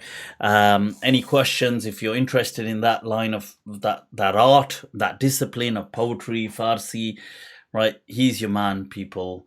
And if you haven't already subscribed to my page, then toba. Of course. Then even the poetry of Rumi cannot find compassion for you. Right, so people, we're gonna sign off. Right, we've got to let Ustadh get some rest. Thank you for having me. Thank you so much. It's been an honor. Shukran. So take care of yourself, and we'll speak soon, inshallah. Guys, we're signing out. I'll put up my exit page. If you haven't already subscribed, do so. If you've not clicked the notification bell, abe salo. Haramio. Right, what on earth are you waiting for? Get over there.